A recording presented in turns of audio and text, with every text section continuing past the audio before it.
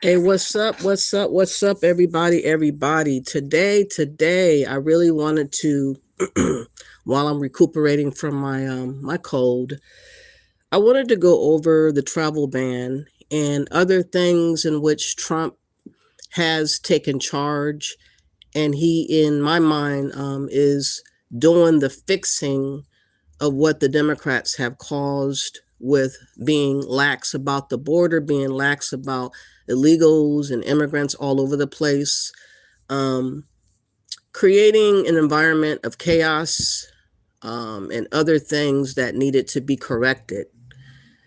I know that a lot of people have some kind of ill will feeling about Trump, but well, not everybody, because and a lot of people that think like me, who are American first, believe that the sovereignty of America and the rights of Americans should always be considered and protected, and the security of America always should be the forefront of any president. And I believe that Trump is the right person for the right time to make the reality of what the Democrats attempted to do in the last 4 years with just allowing just unnecessary mayhem. This country, as far as I would like to remember, is never been a globalized country.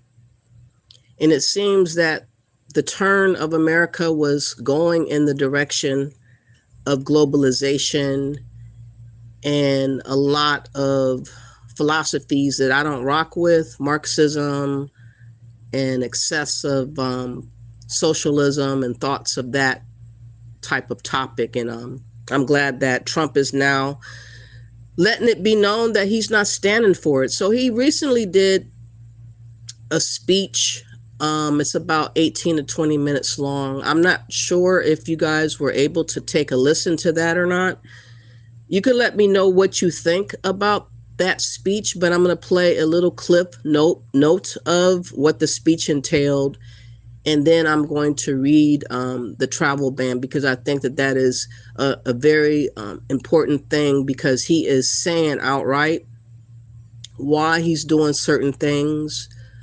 A lot of people want to minimize what he's saying to just be about keeping it going the way it has been going, which has been very irresponsible.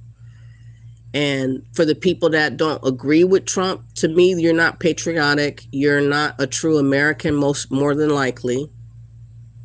You are from another type of landmass that you have allegiance to, or you are taking advantage of America, or you want to keep taking advantage of America. So, in my opinion, if you don't rock with Trump, you're on the line of not really caring about America like that. You want to get over.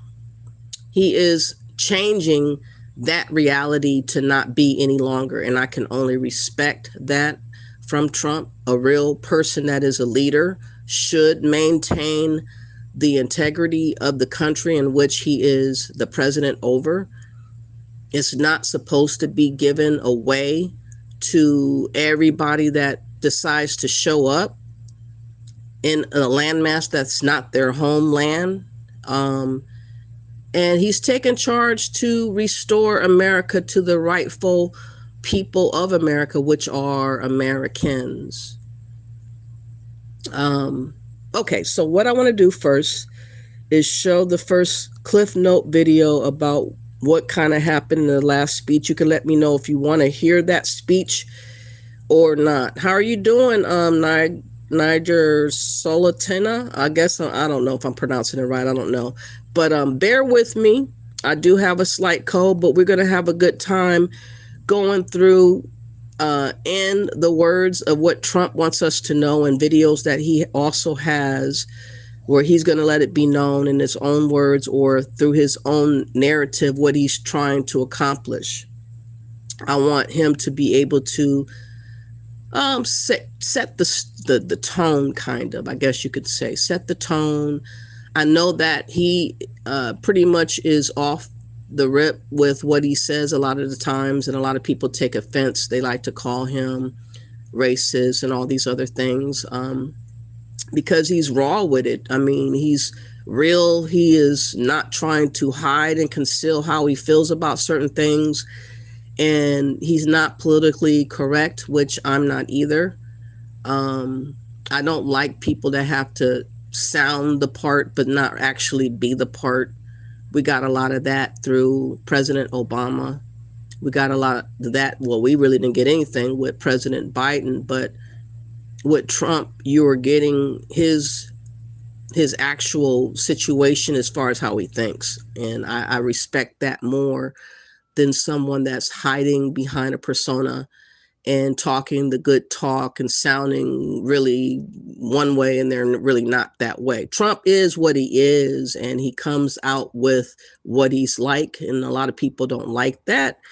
But he does have things in which he has set for us to be able to look upon, to research. And I want to go through the travel ban and what it was written. And as I continue, because it's kind of a long proclamation, I want to break it up with going through other videos to kind of like back up what he is doing. So that's what we're going to do. If you have not yet, please hit the like button, please share and subscribe, and please come into the chat room and tell me your opinion as this video starts. And I would greatly appreciate it. Let's go. Fair use of all videos that I show under the Copyright Act of 1976 for information, education, not meaning to impose, but to inform and enlighten, and let Trump pretty much showcase what he's trying to let us understand without distortion and without emotionalism and without, just people trying to paint a narrative of him that is not necessarily that. Let's go. Here at home, we're bringing our economy back from the brink of ruin. I am bringing those high prices down very fast. After years of record-setting falling incomes, our policies are boosting take-home pay at a historic pace. Wages are rising much faster than inflation. Very importantly, there are more people working today than at any time in American history, and 100% of all jobs have been in the private sector rather than government. I've secured a record-breaking $18 trillion of investment into the United States, which means jobs, wage increases, growth, factory openings, and far greater national security.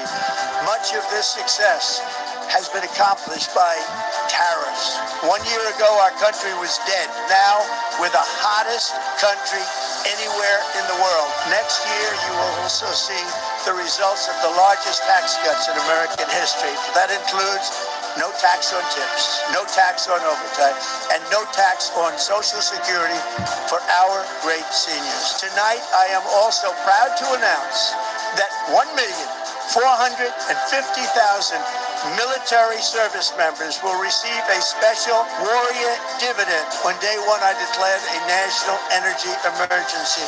Gasoline is now under $2.50 a gallon in much of the country. In some states, it, by the way, just hit $1.99 a gallon.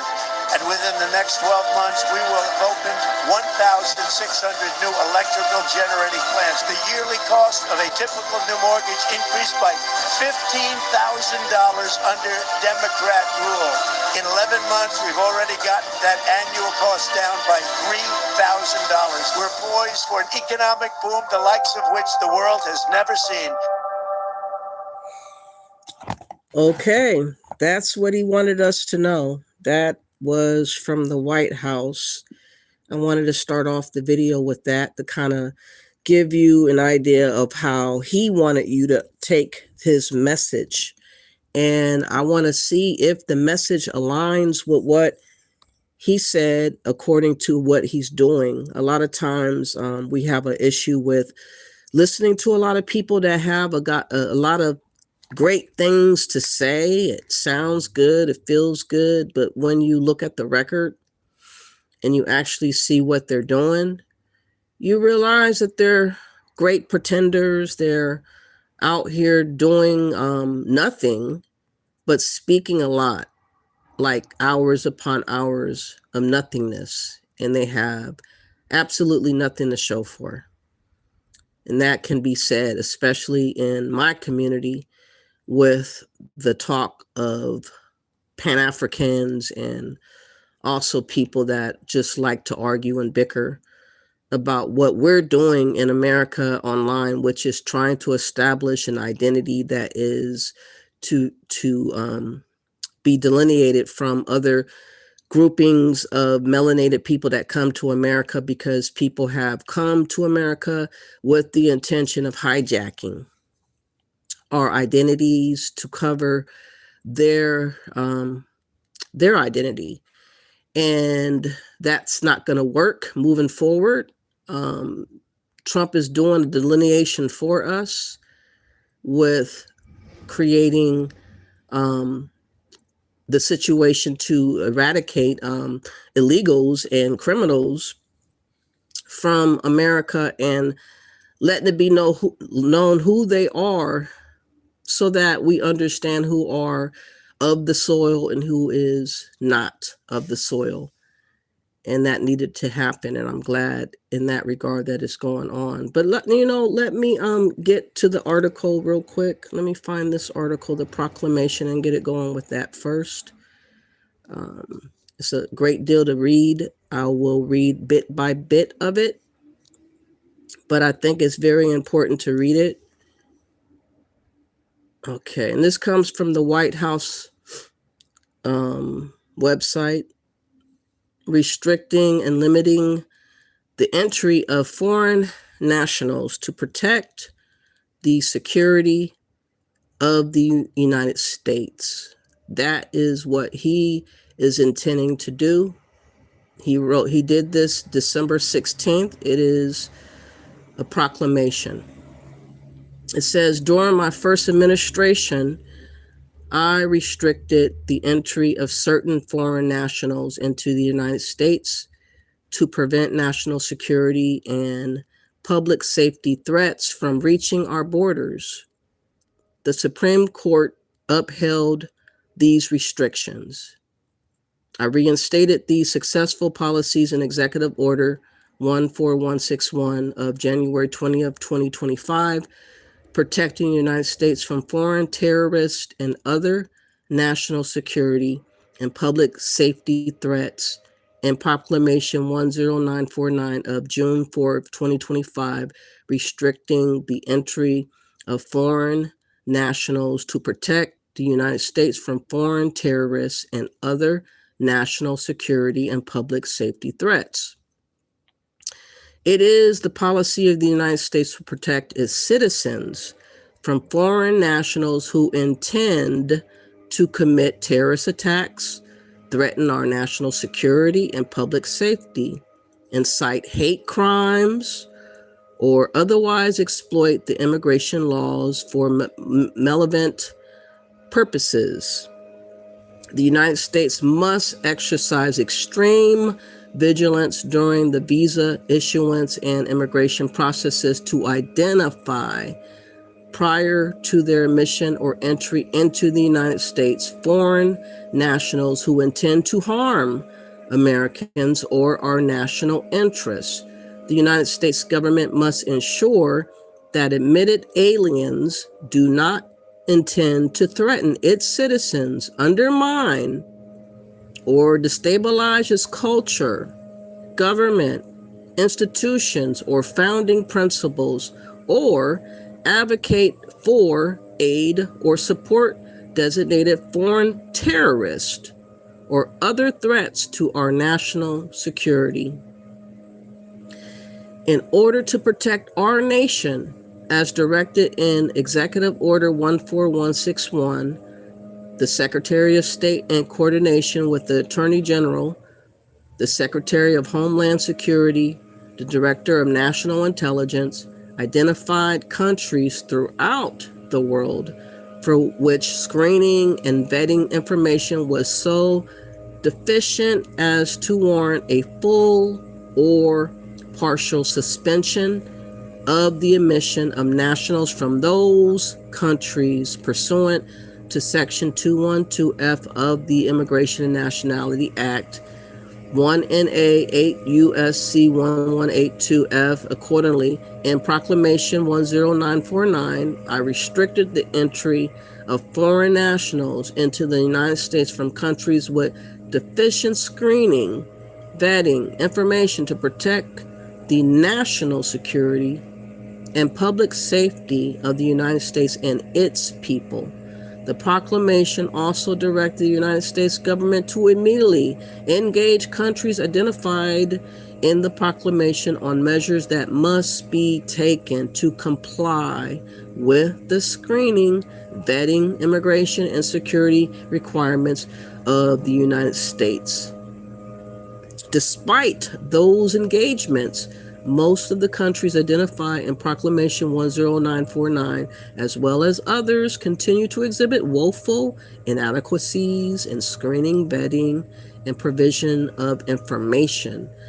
At least one country lacks mechanisms in hospitals to ensure births and are reported, and widespread corruption combined with a general lack of vetting and poor record keeping result in any non-citizen being able to obtain any civil document from that country, particularly if that person is willing to pay a fee or engage an individual that specializes in assisting in such fraud.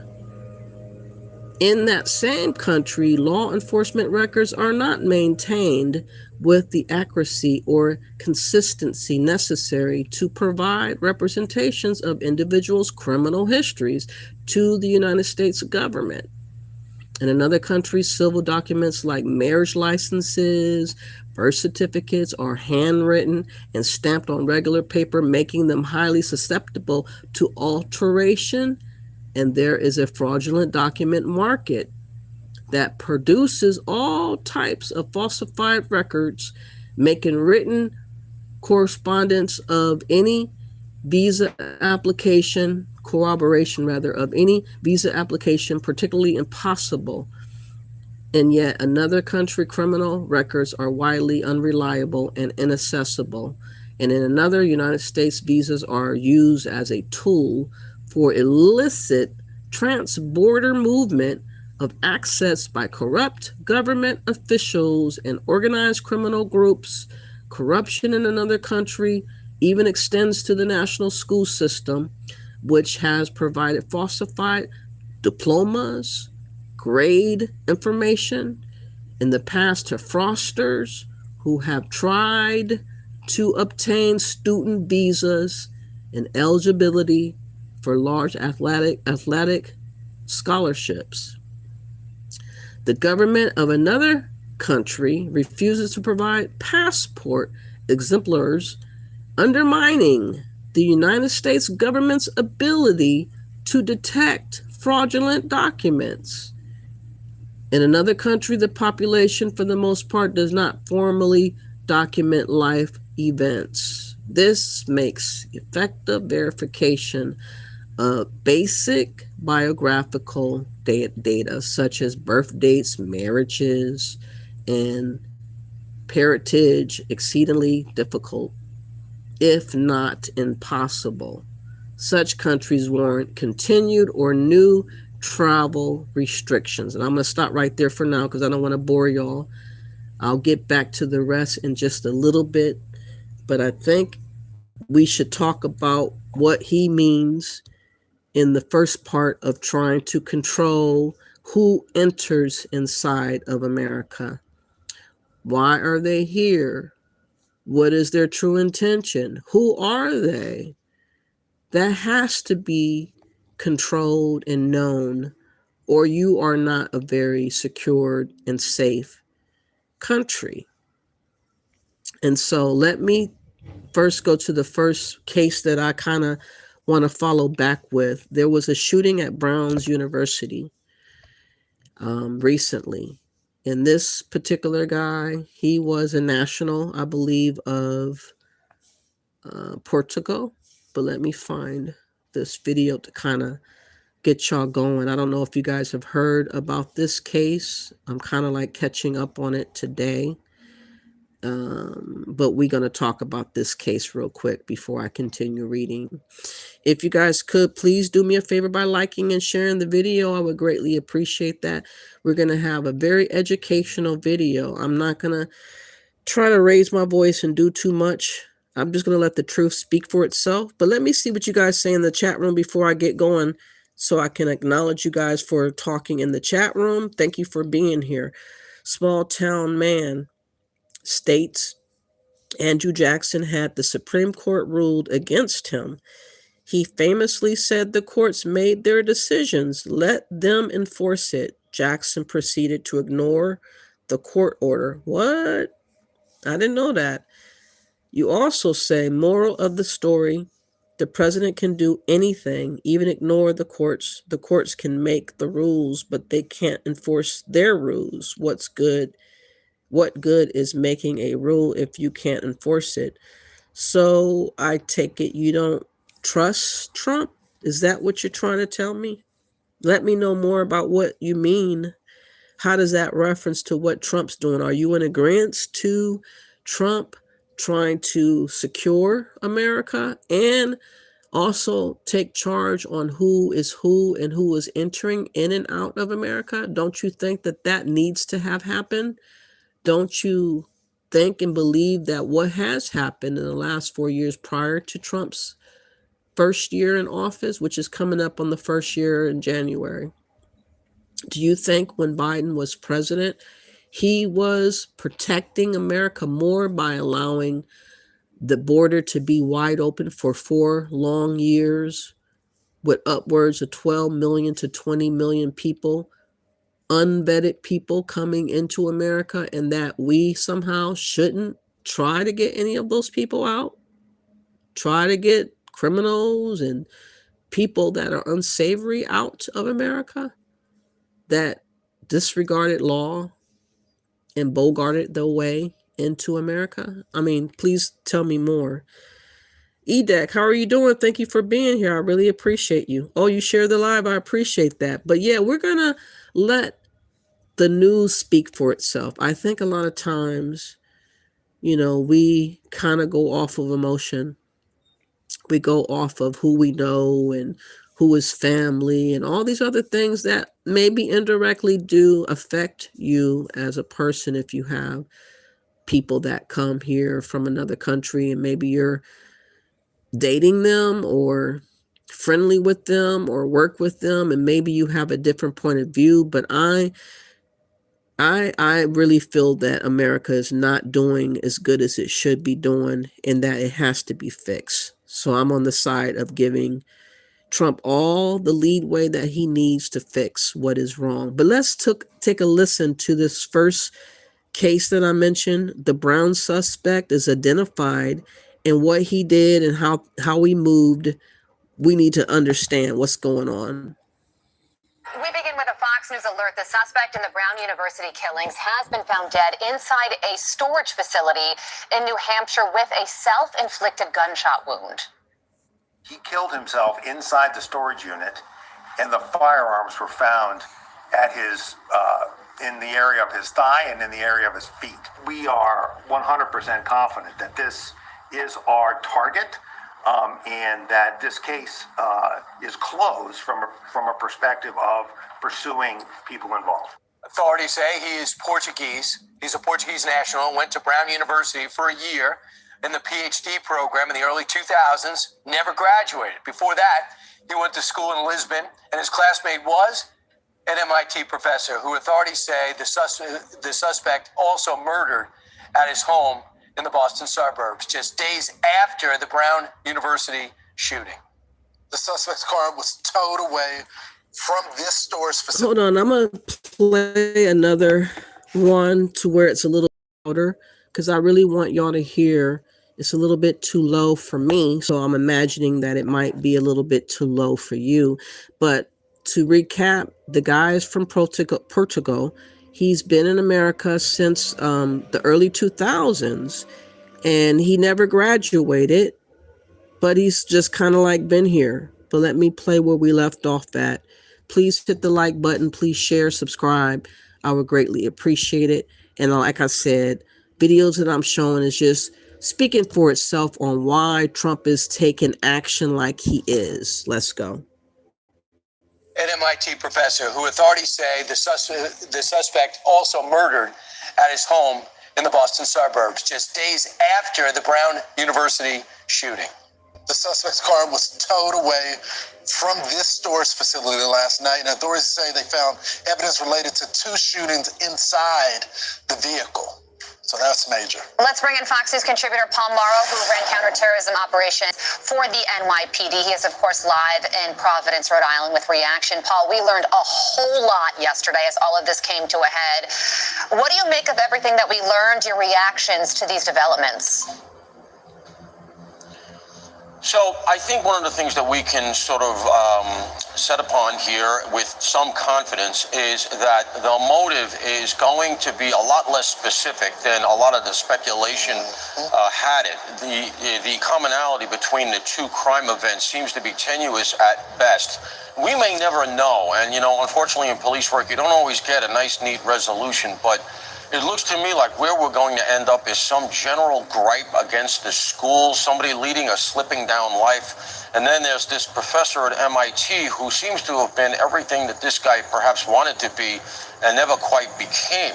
They overlapped in school, as Brian said. They were of similar age.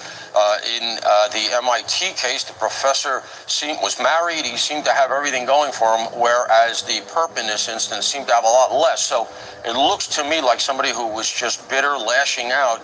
And it tracks to what we talked about earlier in the week with the possibility that the classroom was just chosen at random. It was the first one he encountered when he went through that unguarded and unsecure outside door that was propped open or had no key card access during this study hall and other events.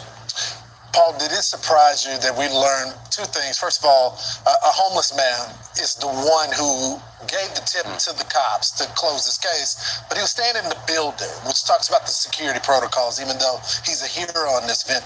Also, the suspect cased the university 2 weeks before he committed the ultimate crime.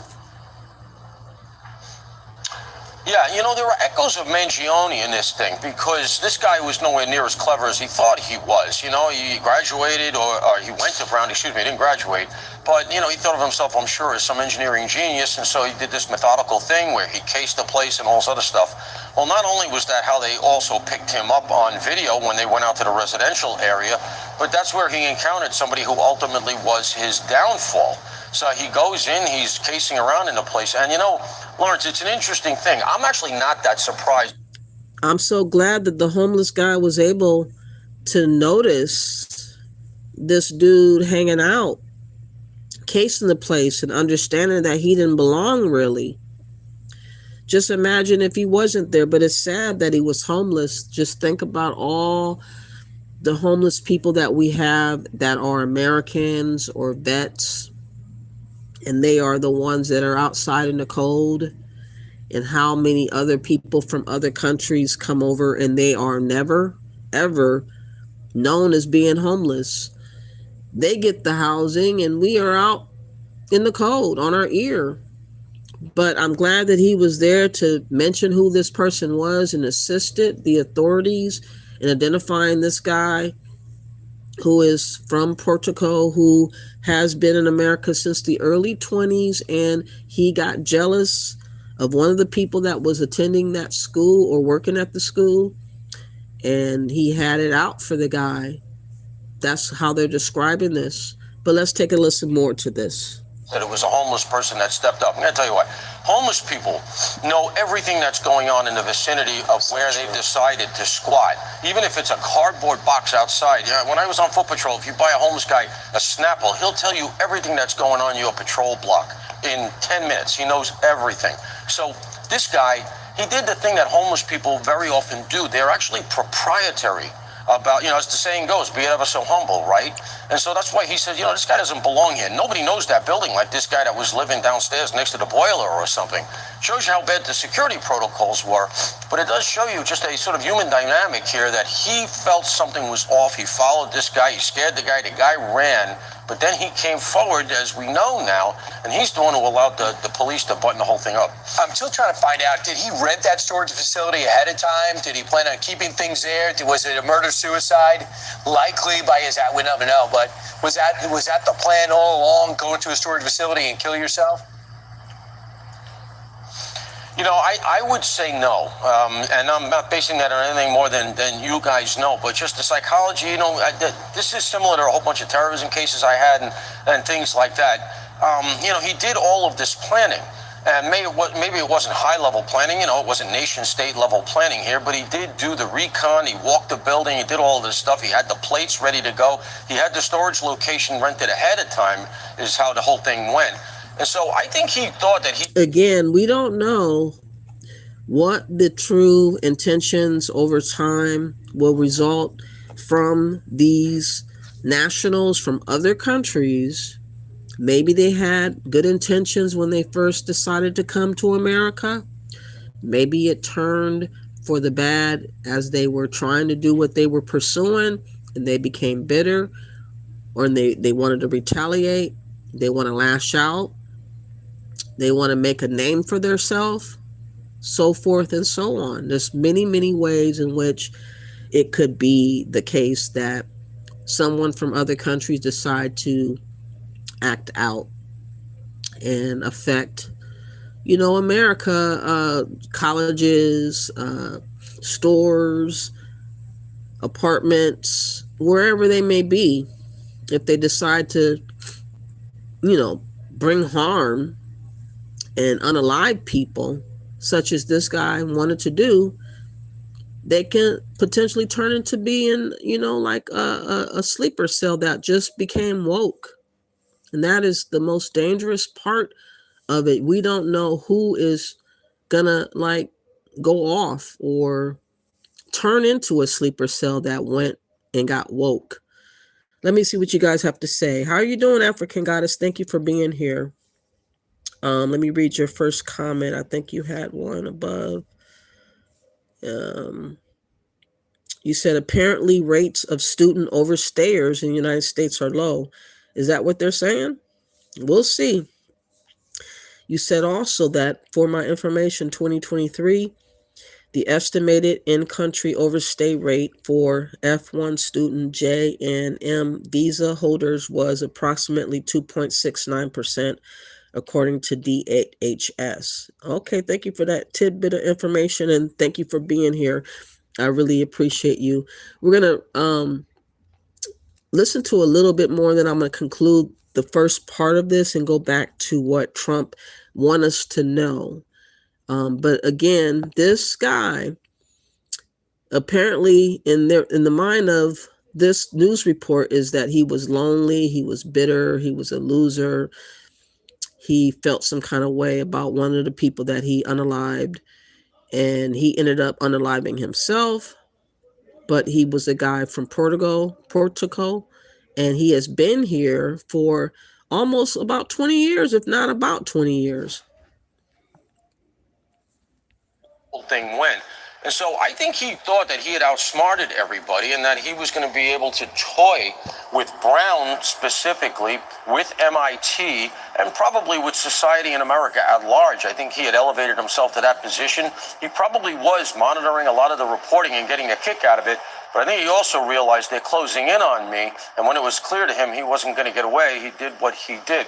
What else is in there, I don't know. I haven't heard they've recovered a manifesto or anything like that. So as I said, we may never really get a good answer as to what his motivations here were. Paul, how long does it usually take a coroner to determine when somebody died? And then by that determination, we'll learn when he shot himself, if he even knew that police were hot on his heels. Will the stress of the holidays get the better of you? Do you suffer from pain, sore muscles, or need to relieve? An experienced coroner will know now. You know, not my area of expertise, but he's got a pretty good idea now. They can tell from the lividity in the body, where the body was lying, how much blood pooled, without being too graphic here. They can look at the eyes. There are these petechiae, they call. They could see the broken blood vessels. They can tell a lot just from looking. And, you know, every cop has this story. The ME, the medical examiner, shows up at the scene and has to pronounce. And that very often is who makes the determination as to, in a lot of towns around the country, sometimes without even being a doctor, whether or not it is suspicious or not. There's a lot of slippage there, but I can guarantee you that's not going to happen in this case. By now, they have a pretty good idea of when he did it. They know how he did it, obviously. And I think that one of the things they're going to be looking at here, aside from in the digital world, to see if he's in contact with other people, etc., but they're going to be looking at ballistics here. And here's why I go to that. I don't see how, if he used the same gun in both instances, they didn't connect the ballistics from MIT to Brown instantaneously.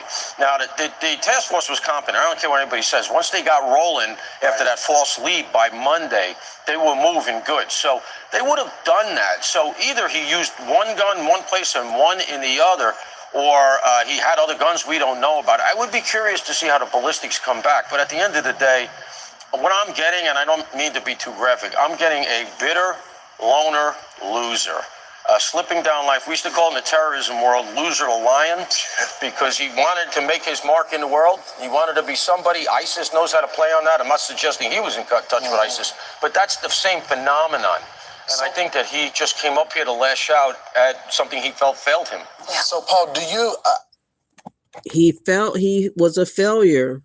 This particular guy was jealous, and he wanted to harm a couple of people or more. I don't even know how many. Let me see if I can find a better video that kind of breaks it down on everything. It's kind of a longer video than I expected, but I did have a shorter video about it, but I was trying to get more details earlier. Let me see if I can find a better one to kind of break this down. Hold on. Let me just do shooting at Brown University today. Okay, let me see. I want to get a little tiny video about it. Here we go. He was prepared.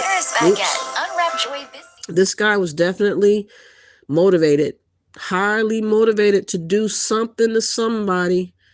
And again, just because he appeared a certain way years before doesn't mean that these people can't change their intentions whenever they desire to do so. And this is why Trump is on top of travel bans. And we're going to get back to the article or the proclamation in just a moment. Hold on. Authorities said killed 2 Brown University students, and then an MIT professor is dead after killing himself inside a storage unit where he may have hunkered down for days. Our Providence neighbors can finally breathe a little easier. The body of 48-year-old Claudio Neves Valente was found Thursday night in a storage unit he rented in November. Officials say he was born in Portugal, became a lawful permanent resident of the United States living in Miami, and for a time studied physics at Brown. He was admitted to Brown's graduate school to study in a Master's of Science PhD program in physics, beginning on September 1st, 2000. And he took a leave of absence effective April 2001 before formally withdrawing effective July 31st, 2003. Authorities say this is Neves Valente on December 1st, renting a car in Boston. The FBI said he drove to Providence the same day, and cameras captured the car near the Brown campus over the next 2 weeks. It was actually a video that provided us with a description of a vehicle. Police released these images of a person who posted a tip about the car, saying police needed to look into a gray Nissan with Florida plates. That person came forward and said he had information, that he was that person, and he had information that could help this case. And he blew this case right open. The tipster told police he saw the suspect inside a bathroom at Brown the day of the shooting, describing the man's clothing as inappropriate and inadequate for the weather, and calling the man's skin weathered. Police said the suspect fired more than 40 rounds inside the engineering building, and 2 days later, investigators said the suspect's car was spotted in Brookline, Massachusetts, where MIT professor Nuno Lalero was shot and killed. Only this time, the car had a different license plate. At some point while he was in Massachusetts, he switched the plates on the Nissan Sentra to an unregistered plate out of Maine. Investigators said the killer also used credit cards in someone else's name and technology to prevent his phone from being tracked. He was sophisticated in hiding his tracks. The FBI says the shooter and the MIT professor attended the same university in Portugal, and the murder was caught on camera. There was no doubt that he was the intended target. Officials said there's no longer any danger to the public, and they hope the conclusion of the manhunt brings relief to 2 stunned New England communities. So the authority. Wow, 40 rounds. This guy just opened fire inside, and he didn't care who he harmed. He was going for his target, but he didn't give a damn on what and who he was going to harm and what the consequences were going to be. He was going out with a bang. He literally was going out with a bang. But again, he had been in America for over 20 years, since 2000. And all that time, he wasn't loyal to nothing. He was only about himself. He was only here to take and make a way for himself. And when he didn't do what he set out to do, he wanted to go out with a bang. So let me continue with the White House. President Trump's proclamation about the travel bans. I read a little beginning of it. I'm going to continue now. It says, further, after continuing their review in light of the experience gained since the issuance of Proclamation 10949 and the reaction of foreign countries to the issuance of that proclamation, the Secretary of State, Attorney General, Secretary of Homeland Security, and the Director of National Intelligence has identified additional countries that cannot meet basic criteria for identifying their nationals and residents who pose national security and public safety threats, and for sharing information with the United States. For example, only 40% of one country's territory is under complete government control, and officials there have noted that their ability to securely process, house, monitor non-citizens is constrained. In another country, corruption in various forms or is pervasive. Other countries have been subject to successful efforts to overthrow or undermine their governments, with the result that radical terrorist groups operate with minimal, if any, interference from law enforcement, engaging in forced labor, sex trafficking, illegal drug manufacturing and distribution, and other activities that destabilize such countries. And because of the poor documentation practices and corrupt governments in these countries, there can be little assurance that the foreign nationals from these countries who seek to come to America on immigrant or non-immigrant visas are not bringing these criminal enterprises with them to the United States. According to United States law enforcement reporting, foreign nationals from countries named in this proclamation have been involved with crimes that include murder, terrorism, embezzling public funds, human smuggling, human trafficking, and other criminal activity. Many of these countries are ranked in the top 3 of countries for criminality and widely unreliable foreign civil documents and lack of authoritative criminal information make it extremely difficult for United States screening, vetting authorities to access prior criminal activity and other grounds of inadmissibility. Finally, some of these countries have offered citizenship by investment without residency, which poses challenges for screening and vetting purposes. As an example, a foreign national from a country that is subject to travel restrictions could purchase CBI from a second country that is not subject to travel restrictions, obtain a passport and the citizenship of that second country, and subsequently apply for the United States visa for travel. to the United States, thus evading the travel restrictions on his or her first country. Additionally, United States law enforcement and the Department of the State have found that historically, CBI programs have been susceptible to several risks. These risks include allowing an individual to conceal his or her identity and assets to circumvent travel restrictions or financial or banking restrictions. Foreign nationals from the countries described above have also exploited the historical generosity of the United States and violated our nation's immigration laws by not adhering to the terms of their non-immigrant or immigrant visas, as cited in the Department of Homeland Security Entry-Exit Overstay Report. Foreign nationals from many countries have high non-immigrant visa overstay rates. These visa overstays and other abuses flagrantly violate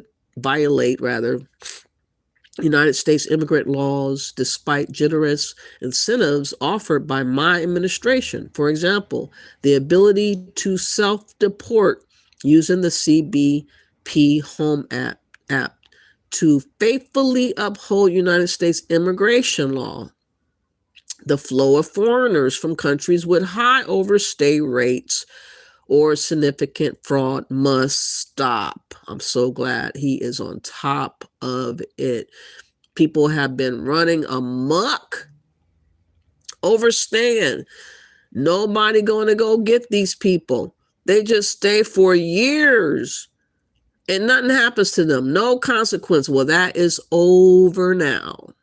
None of that anymore. I'm so glad and elated that people got to go home. You can't be acting like United States is your footstool and that you regulating and that you somehow are taking over.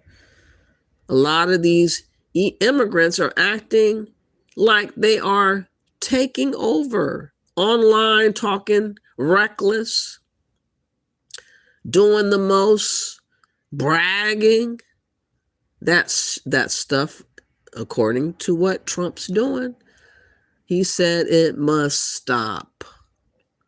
In addition, the implementation of Proclamation 10949 councils narrowing the categorical exceptions described in that proclamation to prevent exploitation by foreign nationals. For example, immigrant visas for family members of individuals in the United States will no longer be a broad categorical exception as described above. The countries to which this proclamation applies have persistent chronic vetting deficiencies that impede conclusive admissibility determinations and that are readily exploitable to threaten United States national security and public safety. These deficiencies include poor civil documentation and record-keeping practices, widespread corruption and fraud, unreliable or inaccessible criminal records, and unreliable governmental travel documents. These pervasive risks concerning nationals from the covered countries apply with at least equal force to family-based visa applications, which comprise most of the immigrant visa applications from such countries, and potentially with even greater force. Familiar ties can serve and in the past have in fact served based on concrete information provided by United States law enforcement and the Department of State as unique vectors for fraudulent criminal or even terrorist activity through means such as the domestic or international financing of such activity, broadly accepting or expecting most immigrant visa applicants from the countries whose risks and deficiencies most gravely threaten America is inconsistent with protecting our national security and with the purpose of driving greater cooperation and vetting improvements by these specific countries. This is particularly true in light of the large numbers of individuals granted United States immigration status during the prior administration without sufficient documentation and vetting mechanics in place, whose family members might take advantage of such an exception, just as criminals have taken advantage of family-based visas in the past. Accordingly, I have determined that the risk from the classes of alien covered by this proclamation cannot be satisfactorily mitigated absent resolution of the predominantly country-specific concerns, and any extraordinary cases can be appropriately addressed through the national interest exceptions provided for in this proclamation and proclamation of 10-949. I'll go back to the rest. Oh, almost done. Oh, this is almost over. Hold on, I can finish it. It's long-winded, my God. As a result of these reviews and considerations, I have decided, as described in section 2 and 3 of this proclamation, to continue to impose and modify the limitations set forth in sections 2 and 3 of Proclamation 10949 on the entry into the United States by certain classes of foreign nationals. Also, I have decided, I described in sections 4 and 5 of this proclamation, to impose the limitations set forth below on the entry into the United States by certain other classes of foreign nationals. Now, therefore, I, Donald J. Trump, President of the United States of America, by the authority vested in me by the Constitution and laws of the United States of America, including sections 212F and 215A of the INA 8 U.S.C. 1182F and 1185A and section 301 of the Title III United States Code, hereby find that absent the measures set forth in this proclamation, the immigrant and non-immigrant entry into the United States of persons described in section 2, 3, 4, and 5 of this proclamation would be detrimental to the interest of the United States, and that their entry should be subject to certain restrictions, limitations, and exceptions. I, therefore, hereby proclaim the following Section 1 policy and purpose. It is the policy of the United States to protect its citizens from terroristic attacks and other national security and public safety threats. Screening and vetting protocols and procedures associated with visa adjudications and other immigrant processes play a critical role in implementing that policy. These protocols and procedures enhance our ability to detect foreign nationals who may commit, aid, or support acts of terrorism or otherwise pose safety threat, and they aid our efforts to prevent such foreign nationals from entering the United States. B, they identify management and information sharing standards and practices of foreign governments impact the effectiveness of the screening and vetting protocols and procedures of the United States. Foreign governments manage the identity and travel documents of their nationals and residents. They also control the circumstances under which they provide information about their nationals and residents to other governments, including information about known and suspected terrorists and criminals. It is, therefore, the policy of the United States to take all necessary and appropriate steps to encourage foreign governments to improve their identity management and information sharing protocols and procedures, and to regularly share their identity and treat information with the screening and vetting, threat information with the screening and vetting systems of the United States. Let me stop right there. That was very interesting. He went in about the identity management and information sharing standards. And again, we as Indigenous American Blacks, meaning we are Black Americans, better known as, We have no immigrant background to any other foreign country in Africa or the Caribbean.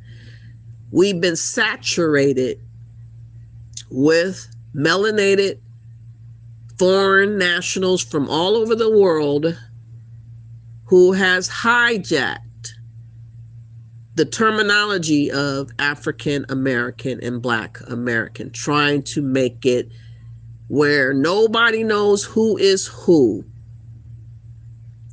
They've been working on replacing us with foreign melanated Blacks from other countries, which has caused us to delineate online. Some of us are calling ourselves Foundational Black American, or FBA. Others, such as myself, describe myself as Indigenous American Black, and there's other names such as ADOS, or American Descendants of Slaves, and other names that are out there where we are attempting to establish who is who. And this, my friend, helps us to delineate. This is going to slow down the frauding of Nigeria, the frauding of many, many other places or peoples that have other intentions coming into this country to undermine Black Americans' identity and our struggle and plight. This is very, very important to me, and this assists in organizing and fixing the ridiculousness of allowing foreign nationals from all over the world to claim our identity and act like they ain't doing nothing wrong. They have gone to college, checking off the box of African American and Black American when it suits them for scholarships and other things. And then when they have their own national identity brought up, they get those set-asides too.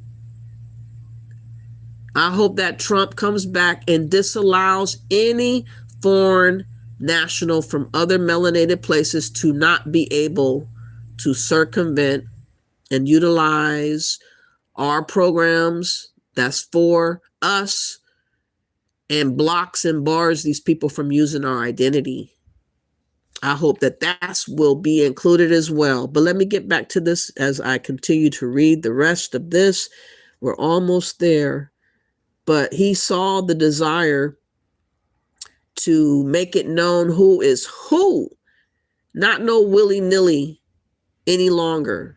They were allowing things to be willy-nilly. They were taking advantage of everything, and we were dumb enough to set around and let anything and all things happen. And Trump is putting a halt to it. Okay, where was I? Okay, we're going to start now. It says, it is therefore the policy of the United States to take all necessary and appropriate steps to encourage foreign governments to improve their identity management and information sharing protocols and procedures, and to regularly share their identity and threat information with the screening and vetting systems of the United States. Proclamation 10949 directed the United States government to fully restrict the entry of nationals of the following 12 countries: Afghanistan, Burma, Chad, Republic of the Congo, Equatorial Guinea, Eritrea, if I'm saying that, Eritrea, maybe it's called Eritrea, something like that, Haiti, Iran, Libya, Somalia, Sudan, Yemen.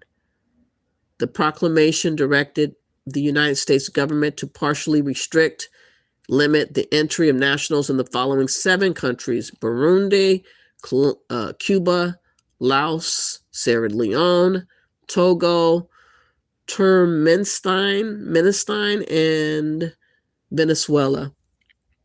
Additionally, the proclamation directed the Secretary of State, in consultation with the Attorney General, the Secretary of Homeland Security, the Director of National Intelligence, to immediately engage each of the countries identified in the proclamation on measures that must be taken to comply with United States screening, vetting, immigration, and security requirements.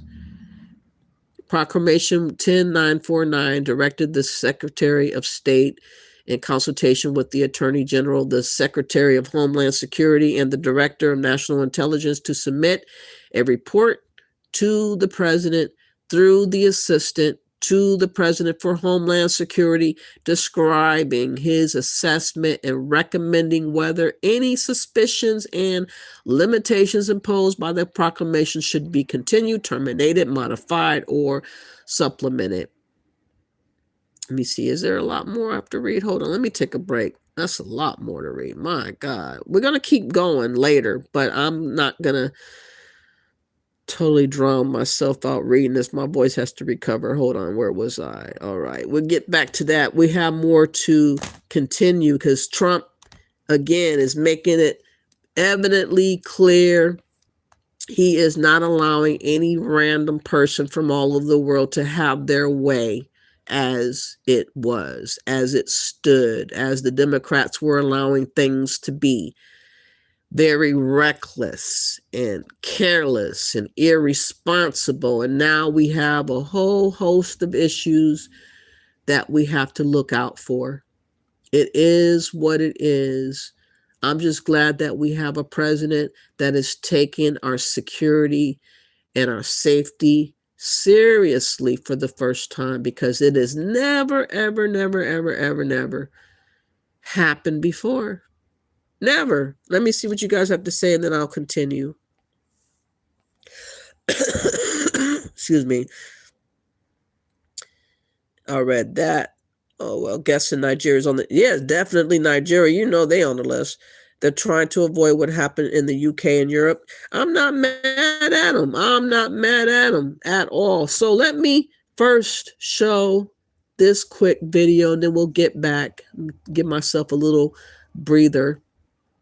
But Brandon Gill, he has the question, how does it benefit American citizens to bring these people into our country? And that is a very important question I would like us as Americans to really think about.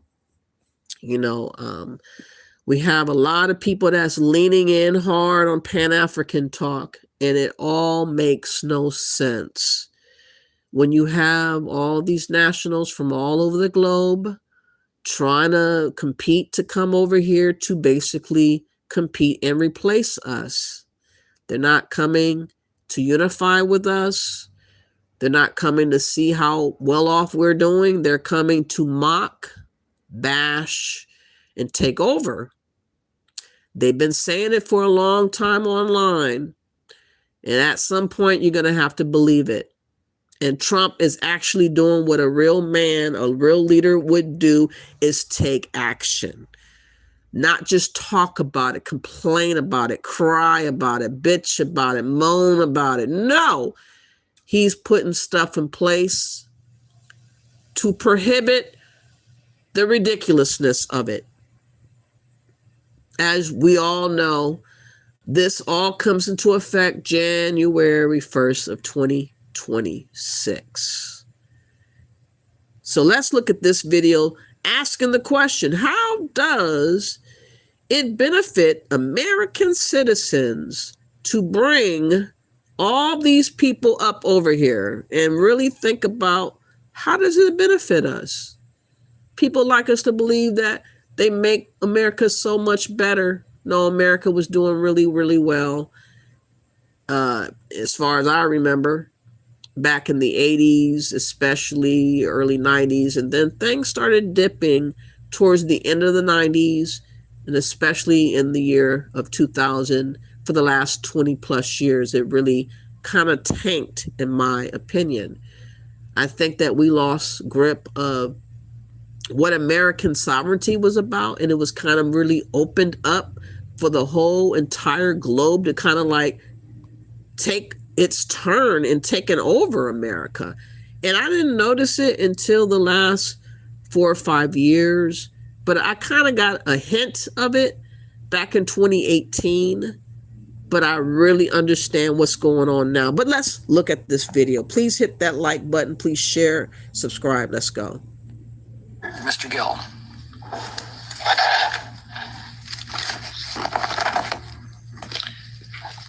Thank you, Mr. Chairman, and thank you to the witnesses for coming here and taking the time to have another good hearing on the dangers of mass migration and what ultimately amounts to is a form of backdoor amnesty. Just a second ago, we were hearing from our colleagues on the other side of the aisle talking about the benefits of a TPS system for communities all over the globe, and I think that we need to recenter our conversation and ask what type of immigration system benefits the American people. We hear a lot about, and we've heard in the news recently about the number of Afghanis, for instance, who have come into the United States under TPS or other various forms. And I think the question is that we need to ask is, how does that benefit our people? How does it benefit American citizens to bring people in from a part of the globe that is the most backward, perhaps the most backward part of the globe, an area where pederastic rape is considered culturally acceptable, where women are chattel? How does it benefit American citizens to bring these people into our country? We got to ask the same question about other unassimilable aliens who are coming into America. Do we really have an obligation to throw away our cultural inheritance in order to promote some sort of globalist open borders agenda? That is insane. We need to be looking out for our people and not for the rest of the globe. But with that said, happy to. Bingo. Before I let this go forward, he did mention he called it amnesty, and there's such a thing called immigration amnesty, which include the government forgiving individuals for using forged, false documentation to gain employment in the United States and to remain in the country. And it will allow illegal immigrants or undocumented immigrant aliens to gain permanent residency in the United States. How does that benefit or bless the American people, though? It kind of works against us, and he is breaking that down. So I really want y'all to think about it. I understand there's a lot of dumb birds that like to think about we are the world, like Michael Jackson saying holding hands and all this type of stuff. But it's not really real. It's a song, okay? What's really going on around the world is not anything close to we are the world. People are vying and fighting for resources and all kinds of stuff going on in other places. And they come over here and they look at America as a lick to take.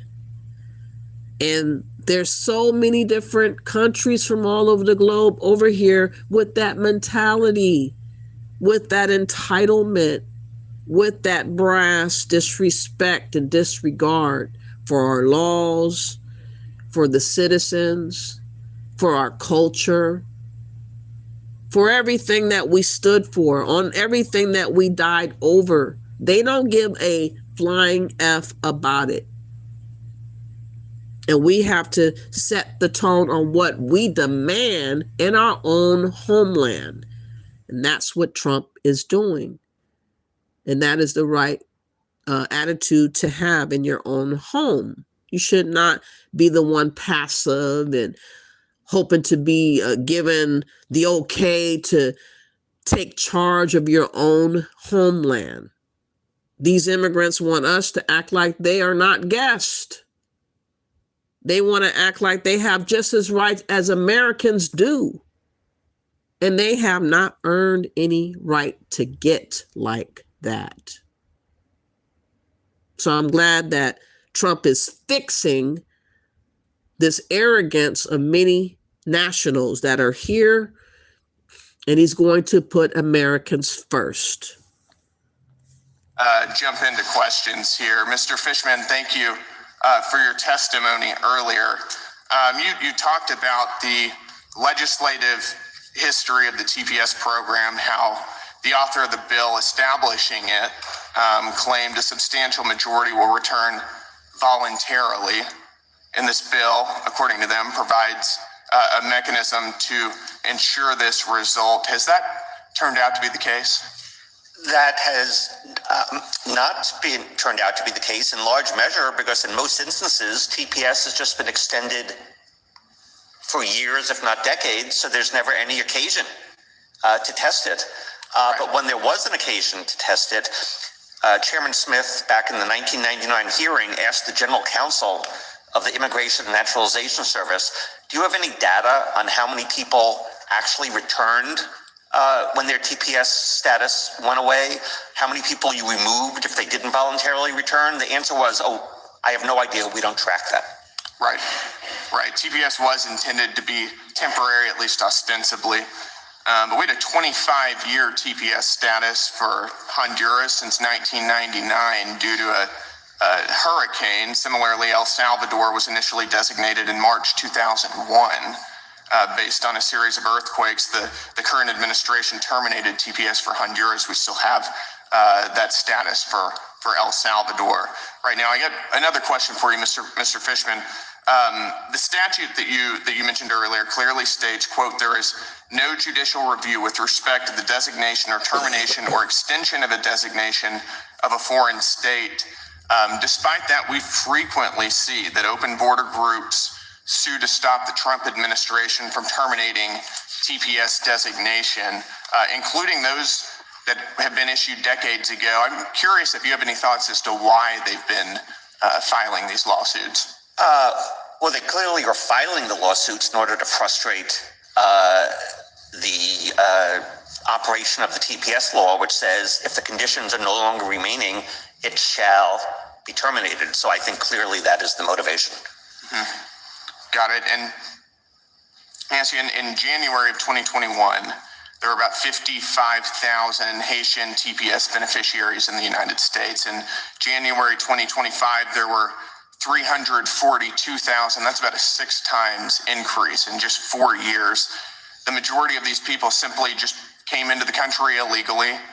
They walked in, didn't have a visa, and were illegally paroled by the Biden administration on a categorical basis, as we understand. And given this sort of alleged legal status, let me ask you, did the U.S. government vet any of these individuals on an individual basis?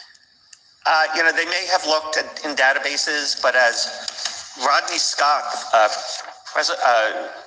DHS Secretary Mayorkas's Border Patrol chief, said, for events that occurred outside the U.S., we really have no idea. There's no data in the databases regarding those events. So an alien could be a saint, an alien could be a serial killer. Those are his words. We have no idea because there's nothing to look at in the databases. Thank you. Okay, that's a lot. Now, I did on another video bring up this case that was throfted before. Oh, hold on, is this the right one? I just lost my spot. Okay. FBI foiled a New Year's Eve bomb plot that targeted United States immigration agents. And I think the first time I brought it up, I didn't have the suspects or a picture of the people that did it. They are obviously not Americans. They're from other places. Let me see if I can read this real quick.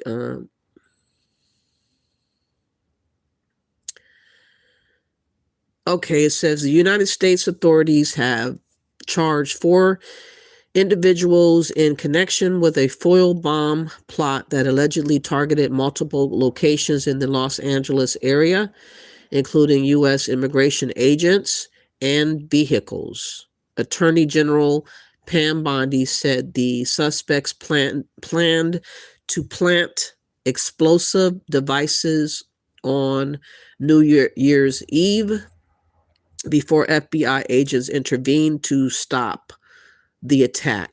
Just as a reminder, let's get a little bit of a listen or update on this, but this again is telling us even more reasons as to why we have to be as strong-armed as Trump is to be able to get this situation under control. With having so many people that have all these other ulterior motives of bringing destruction and unalivings to our shores, to our land. And just because people show up smiling off a plane doesn't mean that that's what they're on. But let's see if these are going to be talked about. Excuse me, these individuals are going to be talked about. I see the name of Audrey Carroll. She's better known as Black Moon. Zachary Page, a weird name, Kerrigan, Chachula's daughter. Tina Chin Ting, Kickware, or AKA Kickware, and Dante Anthony Gaffield, AKA Nomad Cedar. Let's take a listen to this. U.S. authorities say they have stopped a planned bombing attack that was set to target multiple locations in Southern California, including U.S. immigration agents and their vehicles, just days before New Year's Eve. 4 people are now facing federal criminal charges after investigators uncovered what officials describe as a coordinated and ideologically driven plot involving homemade explosives. According to court documents, the suspects allegedly planned to plant explosive devices at 5 locations in the Los Angeles area at midnight on New Year's Eve.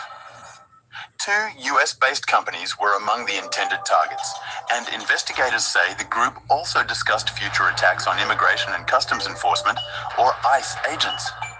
The 4 defendants named in the complaint are 30-year-old Audrey Eileen Carroll, Zachary Aaron Page, 32, Dante Gaffield, 24, and 41-year-old Tina Lai. All 4 have been charged with conspiracy and possession of an unregistered destructive device in federal court in California.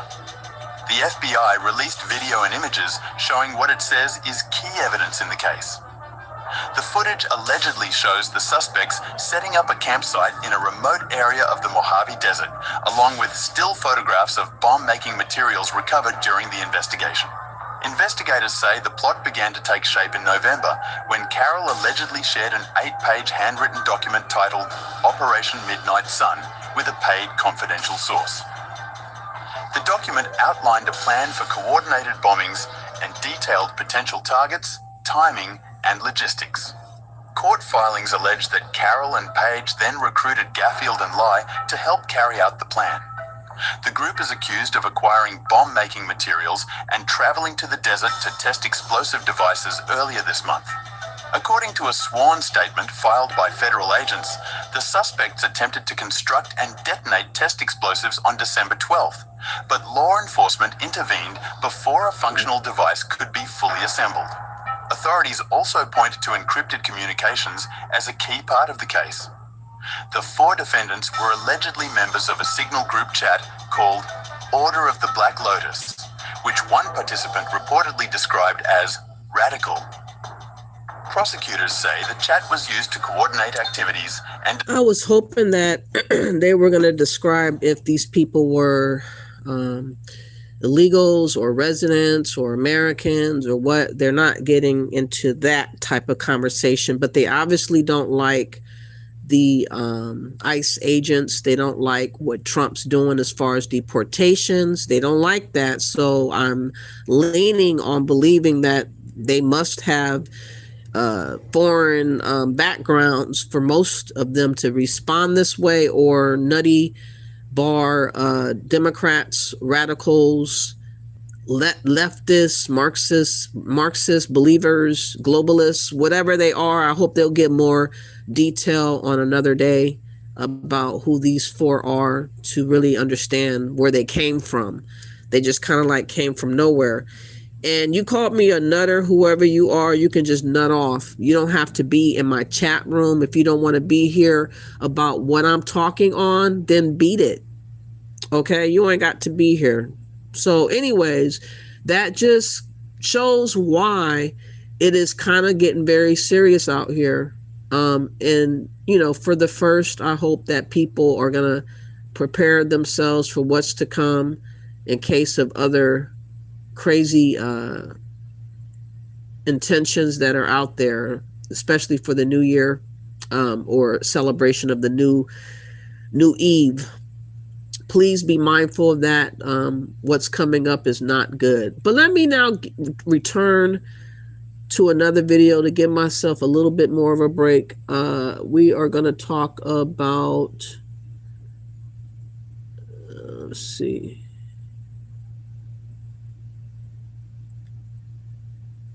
See, I already read that. Hold on. Maybe I should go back to the article real quick. Yeah, I'm going to finish the article and read some more. Hold on. I want to get through that because I really want, for the record, that what Trump is doing will be, again, very necessary for him to do what he's doing. He's definitely not leaving us in the dark as far as his intentions and why he's doing what he's doing. We're going to get to the nitty-gritty in a little bit. I'm trying to see where this ends. Hopefully, I'll get to his explanation if he has more of an explanation. Maybe not. Okay. He doesn't really say technically why, but he does list again the countries. Let me just go through the countries. Let me just fast forward it. I think I read enough for you guys to get the gist of what Trump said. If you want to read all of it in its entirety, which I almost did, but I'm kind of getting tired of reading, you can go to the White House and it will discuss his proclamation of the travel ban. The countries that's being affected is Afghanistan, Burma, Chad, Republic of Congo, Equatorial Guinea, Eritrea, Haiti, Iran, Libya, Somalia, Sudan, Yemen, Burundi, Cuba, Togo, Venezuela, Burkina Faso, Laos, Mali, Niger, Sierra Leone, South Sudan, Syria, Palestine, Angola, Antigua, Barbuda, Bien, Cote d'Ivoire, Dominica, Gabon, the Gambia, Malawi, Mauritania, Nigeria, Senegal, Tanzania, Tonga, Turkmenistan, Zambia, Zimbabwe. I think I got all of them. Let me see if there's something else that I can add that he said. Hold on.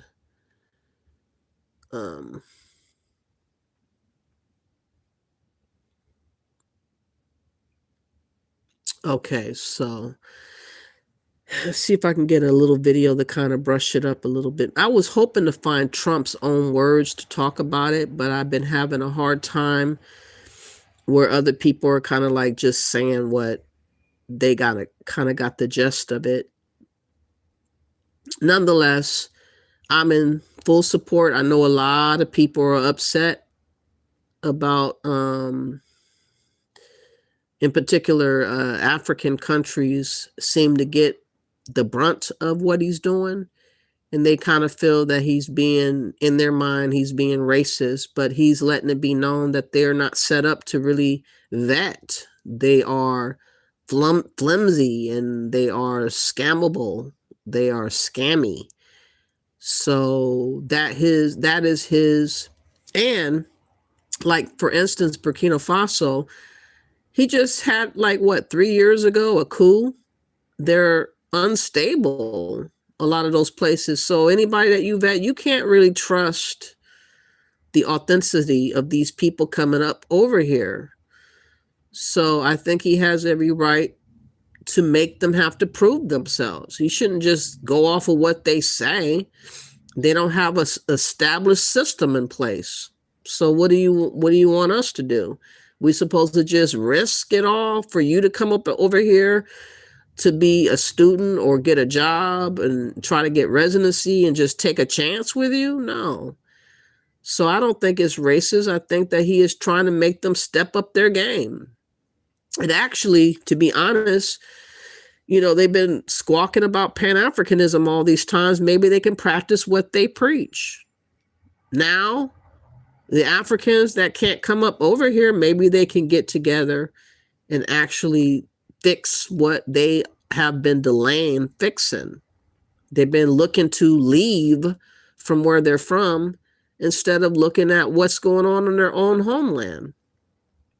Maybe they can get motivated and motivate others to talk among themselves and fix it instead of obsessing over Black Americans on YouTube or social media, because that's all they seem to do is obsess over Black Americans.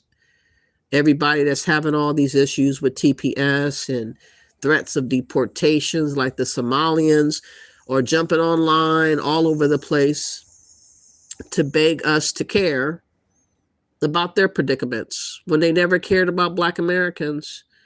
They never even introduced themselves. They've always just mocked and bashed us. And then when they get in trouble, the first chance they get, they running up on YouTube with all these videos, suddenly caring and understanding our history and wanting us to have a truce when we never had a war. We never had a conversation. You guys never acknowledged our existence other than to bash.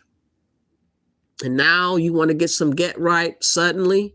It's not legitimate. And it just showcased how desperate and how easily you'll flip-flop to conceal and manipulate whomever you can get your claws on. And Trump is just ending all the ridiculousness of what's going on YouTube. I think that he has a bird's eye as to what is going on, and he understands that a lot of these melanated foreign Blacks have been trying to come to America and to snatch our culture from us. They've been very hostile in their conversations with us online. So, you know what? I want to show this video. There is a YouTuber by the name of Hood Smart. He has very interesting videos where he'll have a lot of people from all over the world come on, and they'll discuss their disdain and misunderstanding about Black Americans. And you have a whole host of foreign folks trying to get him to care. I'm just going to play a little bit of this to have a little breather, just so that we know what's going on out here. Just so that you know, please hit that like button. And we'll start off with this. Shout out to Hood Smart, by the way. Go check him out. I hope one day he will come on live so I can greet myself and converse with him. It would be awesome if we did. I'm not going to start at the beginning. I kind of want to go where it got kind of good, but I think it's very interesting and telling how they talk with him, to see that they have a ulterior motive. All these foreign nationals, they want us to side with them, knowing they know full well it is not a benefit of us to be having a whole slew of foreign nationals from anywhere, whether they are from Africa or the Caribbeans or from Spain or from the South America or from the UK, wherever they come from. I look at all foreign nationals, regardless of what skin color you are, as potentially not being a benefit to Americans if you come in large mass numbers. And in my opinion, we have surpassed the maximum of what we should be allowing into America. And it's my opinion that Trump has to take these bold actions to fix what has been going on wrong. I know it doesn't feel good for a lot of people that have been dreaming of America, but many of y'all have been telling us to dream about Africa. And the gig is up. The grift is over. The Pan-African hustle is done. Because we all know all y'all true intentions is to come to America and try to become who I am, which is an American living in America. So all this talk about Pan-Africanism and building up Africa when you don't want to be there, when you're trying to run away from Africa. So all this conversation that you guys are having online still about Pan-Africanism, like Colonation and all these other clowns like Search of Uru and others, look foolish as hell still talking about Pan-Africanism when you guys all know come January 1st, you're going to be glad you are an American. And if you have to give up your secondary citizenship, dual citizenship, if that bill passed, you'll be choosing American citizenship, and all that talk about getting that other citizenship, you're going to give up. So all that money y'all been making off of hustling us, using emotionalism to us, y'all look stupid right now. But yeah, we're going to get now to Hood Smart. I want to show y'all what they be talking like on this platform. Let's go. Please hit the like. Please share, subscribe. Let's go. Atlantic port cities, including Baltimore, Annapolis, and parts of Maryland. By the time the War of 1812, free Black Haitians, mixed race Haitians, and white free French Haitians refugees were already established in Maryland. Haitians worked as sailors, dock workers, and merchants and laborers, especially in port economies like Baltimore. Some Black sailors of Haitian origin were present during War of 1812 era, though they were often formally recorded as Haitian in U.S. documents. They were not formally. Okay, so to this record, there is no telling if you niggas was Haitian or not, because you weren't calling yourself that. Now, some of y'all were here, but not a lot of y'all were here. So if you want to consider that as been coming, which means you had to hide your identity, I wouldn't count that as you willingly just coming to America. You're hiding under another term. So now we playing numbers now. Yeah, you had to, nigga. You brought up numbers. So the reason why he is on here, he's trying to argue with AI of Hood Smart that they've been coming to America. They pretty much have just as much state and claim to America as Black Americans, which is false. These immigrants would love us to believe that their Caribbean existence is like an extension of America, of the United States of America. They want us to look at them as us so that we don't view them as being immigrants when they are. And it's very hard to twist who you are as an immigrant when you came over here from another place that is totally minus the sovereignty of America. Let's go. Right. Talking about, so you said we've been coming. It clearly says the Haitian were not a mass population in Maryland. You guys weren't here in America by loads and pounds, nigga. You barely were here. See what I'm saying? So when you have these little times when you're coming over or fleeing over, you've been fleeing here since the 1700s. Damn, the Haitian been refugees forever? That's no wonder nobody want them.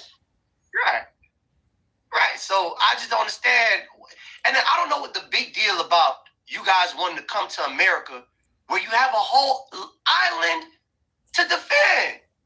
You literally have you want to split my land when you have your own land. How greedy is you niggas? Why are you niggas so greedy? You have a whole island.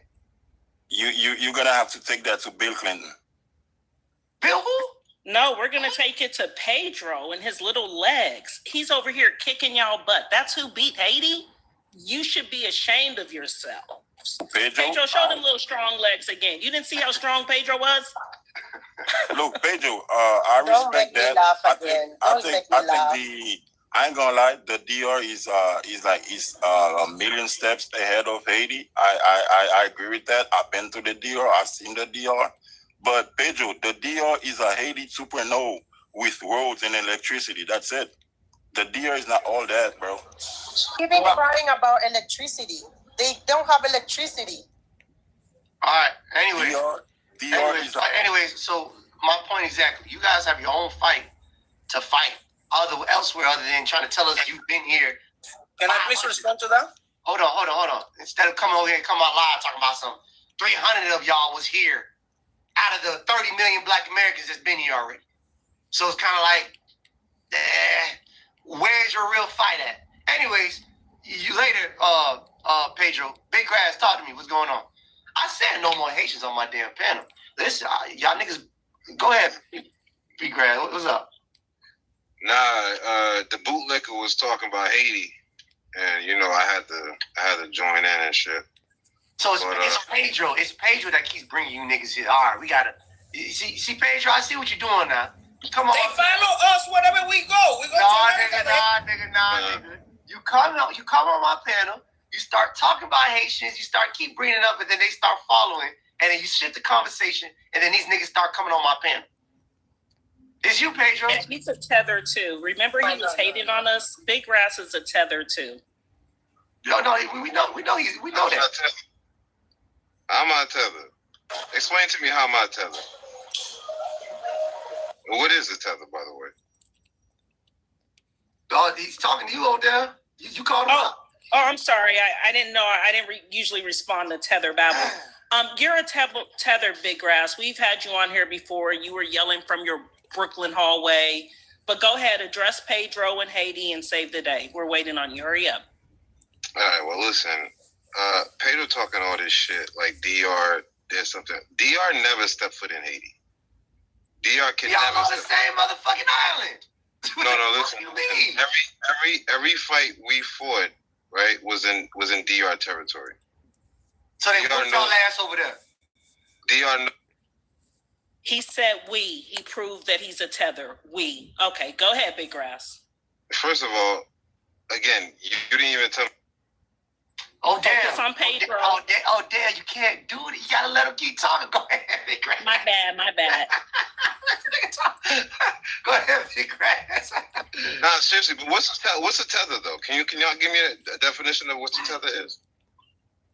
Nigga, a tether is something that latches on to something. Then that's what y'all niggas do. You latch on to our culture. You latch on to our identity when it benefits you. So we call you a tether. Well, what's your power in that makeup, bro? Perfect selfies? Easy. Not dropping your phone? Oops. Get. Well, what's your power in that makeup, bro? You know what I'm saying? So, you guys cosplay as us. You're black when convenient for you. So let me ask you a question. When Haiti won this revolution, right? There was many Black Americans that was influenced by Haiti. How? Right. So much so. How? I mean, if you read literature, you would know that. Tell me the literature. Since you read the literature, tell me the literature. Even Frederick Douglass himself. What do you say? Right? Considered Haiti a beacon of hope. Okay. He considered Haiti literally something that we should. A beacon of hope for y'all. That's what Haiti was. He saw potential for y'all to get y'all shit in order to establish Haiti and make it thrive. That's what he was on. He was not trying to be about us being over there in Haiti. Don't try to defame Frederick Douglass' name. But again, they're trying to use our past leaders and advocates to try to entangle themselves as if they're the same as us, and they're fighting so desperately for us to see them as ourselves, and it's not working out. It's just not working out. Let's go. When I say we, black people in America should actually model after, right? So how can you sit here and say, Okay, and mind you, so one person. Wait. Hold up. So one person gives props. No, it's not just one. Just one person. I need about 10 people, and I need some actual other ways that it influenced us. Nat Turner. Well, how? How? So many people, bro. Like, just look at it. How? And then Franklin Delano Roosevelt. Bro, Bro, there was about 3 or 4 cities named after Haiti. No. Stay with Nat Turner. Stay with Nat Turner. Stay with Nat Turner. How was Nat Turner influenced, sir? Unmute your mic. Starting his rebellion the date of the Haitian Revolution. Fuck, nigga. We've been revolting since 1526, nigga. We've been fighting way before we knew anything about the fucking Haitian Revolution. That's the problem. Y'all stupid as fuck. We've been fighting. So listen. No. You listen, because now you don't know anything. 1526, we've been revolting. We've been revolted down to Florida since the 1800s, before the Haitian Revolution ended. We've been having all these wars going on. The only thing you guys know is white supremacy superheroes. The people that white supremacy highlight is the only people you know. You don't know anything about our real culture and our history. You guys didn't influence us because we've been doing everything. We give you props because we say, hey, these are some melanated people who did something big on a small island. Congrats to them. But we've been dealing with our oppressors on a larger landmass for many years, way before we knew anything about it. You gonna let me speak? Exactly, AI. Exactly. Go ahead, Big Grass. All right, listen, man. Like I was saying, you guys looked at us so much so that you named cities after Haiti. How many cities we named? How many? What? How many? He's basically trying to manipulate us into believing that without what the history of Haiti, that we would not been inspired to do what we did here in America, which is, it's just made up. We're not gonna give you guys all that much homage and worship. No, you have to get it out the mud in Haiti, and then we'll look up to you. Then we'll say you guys are really about your business.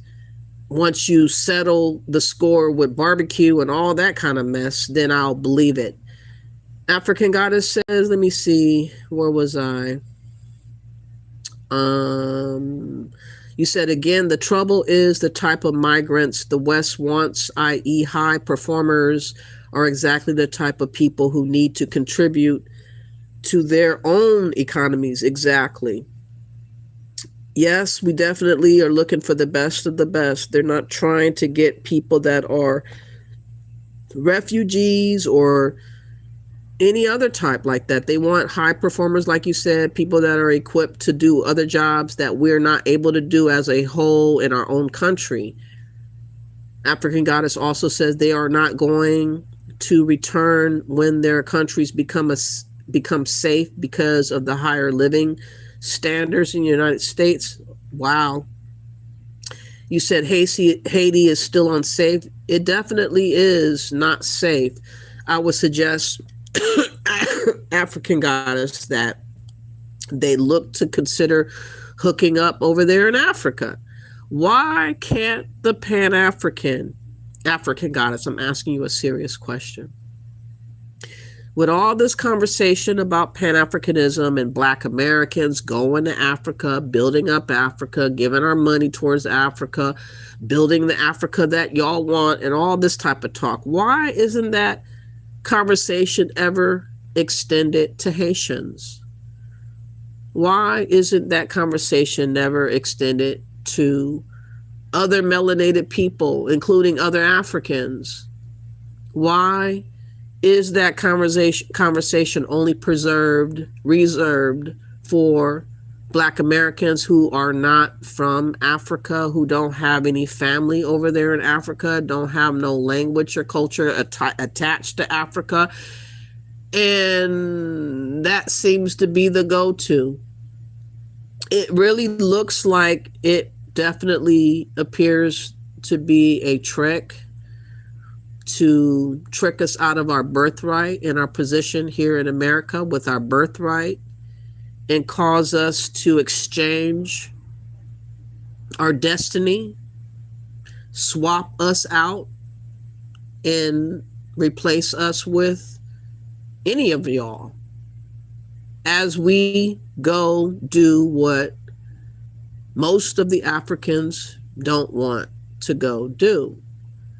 The reason why I have a lot more respect for you, African Goddess, because you're actually on the continent. You actually work and you're thriving. You actually are trying to hope for the best for Africa. You are not trying to leave and forget about your home country. You're not trying to escape and make up excuses about the government. You seem to be able to do very, very well. But I can't say that about the vast majority of Africans that are online. They are nothing like you. They are running from their responsibility and accountability to be counted in the fight and plight of bettering Africa. They like to talk the part of bettering Africa, but they definitely don't want to put no skin in the game. They don't want to put no sacrifice on it. They want us to do what they refuse to do, and now Trump is going to force them to do what they should have been doing all along. And I think that he could be kind of like a catalyst to encourage their laziness, their lazy spirit, their escapism spirit to deal with what they got. Now they can't look towards anything to escape. They have to buckle down and figure something out. You know, that's kind of like where I see it. You said, I think Haitians were offered some land in Senegal some time ago. They may need to relook at that. Okay, if they were offered that, that is promising, because they're in Senegal, they speak French. And why would you want to go back to Haiti where it's so cluttered and there's, barbecue and all that stuff going on like that? I've heard of a lot of Haitian women. Well, not a lot, but I heard of one woman that said she just landed in Haiti and that night she was raped by somebody that first night. So it's very dramatic and drastic when you go back to Haiti. And I just don't understand why Pan-Africans are not trying to get in the ear of Haitians and give encouraging words for them to go to Africa. If it's good for us to so-called go, surely it's just as good of Haitians to go. The problem is we as Black Americans don't have a reason to go, but they do. And there's no word from none of the Pan-Africans except for badgering Black Americans as usual. Let's go. How many? Yeah. I don't know. Do you want me to look it up for you? Yeah, go ahead. All right. See, and I never heard of a Haitian until I moved to Florida. Yeah, that's because you don't do your history. Never heard of a Haitian until I moved to Florida. Because you don't do your history. Do your history and you'll find. And that Haitian gave me some cheap labor. So this is the problem. Like, they want us to ignore our greatness and uplift theirs, but they're not even great anymore. That's the problem. You want us to, like, I don't know what y'all want us to give you because you failed at the end of the day. You're over here with me. Pooch, Pouch, Big Grass, you're here with me. When you have the DR over there, you got a Dominican who's working out right now to whoop your ass. He's working out. He's working out. He's on a bike. He's on the bike right now. I think they just drowned or unalived a Haitian girl in it in the DR yesterday. And you over here talking about you influence. We don't go by that. We don't do that shit. That poor ass shit that you just did, run away from your island to come over here and beg our president for a green card? Why would we look up to that? There is absolutely nothing I can learn from an immigrant who fled to America to use the system in which my ancestors helped set up through sacrifice and me take you serious. It seems like all you guys have is advice for Black Americans, but somehow you don't have nothing to give towards your own continent in your own country about what y'all should be doing up over there. But you seem to have this expertise and solutions when it comes to Black Americans. We're not going for that bullshit no more. None of those manipulations, emotional lies that you guys have been spinning is working anymore. You guys see the writing on the wall. Trump is shutting it all down. All that talk is going to be nothing but gas that we hear, and it smells when it passes by. So y'all might as well just give it up. Stop talking to us about anything pertaining to Africa. We're not going. We don't care. When will you care, though, is the question, Africans and Caribbeans, about your own home country. And if you can't do nothing in your own home countries, what are y'all going to do? Trump ain't going nowhere, I pray. So what are you guys going to do? Are you going to just keep focusing and honing on to Black Americans, desperately arguing with us about something that we're not willing to do for you, regardless of how much of the argument that you bring to us? We are not protesting for you. We're not fighting for you. We're not doing any of that. It is what it is. Y'all might as well just go on about your business and go to a secondary plan that you have in place in case of this, in the case of that. You need to figure out those just in case, because Black Americans is not your fall guy. We're not going to be your backup plan. We're not going to be your insurance. Get all that stuff out your mind. Pouch, why would we look up to that? Pouch, I'll meet you my house. No, you gotta wait. Yeah, you gotta go. Pouch, go ahead. Pouch, why would we look up to something like that? Why would we look at a group of people who gave up their island, who gave up fighting to come over here, and the last great thing they did was in 1804? What is there to look up to? I mean, there's more to that. More to what? There is more to that because in World War I, we were forced to declare war on Germany. So we actually gave the U.S. $1.5 million worth of gold to go fight. Lies. Yeah, because you know why you say lies? Because Dominican has no history. There is never a country in Latin America you can go and then you're gonna see Dominican history. The only history that we have is whooping you out. That sounds like excuses, Pouch. I asked you why you're not great to this day. You gave me an excuse. Why don't you go home now? Go home. Are you in Haiti right now? The thing is, the thing is nothing, nigga. If you try, you lying, nigga. You're not doing shit. Y'all not being real niggas. At Capital Group, we design our active ETFs to weather the ups and downs of the market, so they can be rooted at the core of the portfolio. They're meticulously crafted to endure. Capital Group, actively different, active ETFs.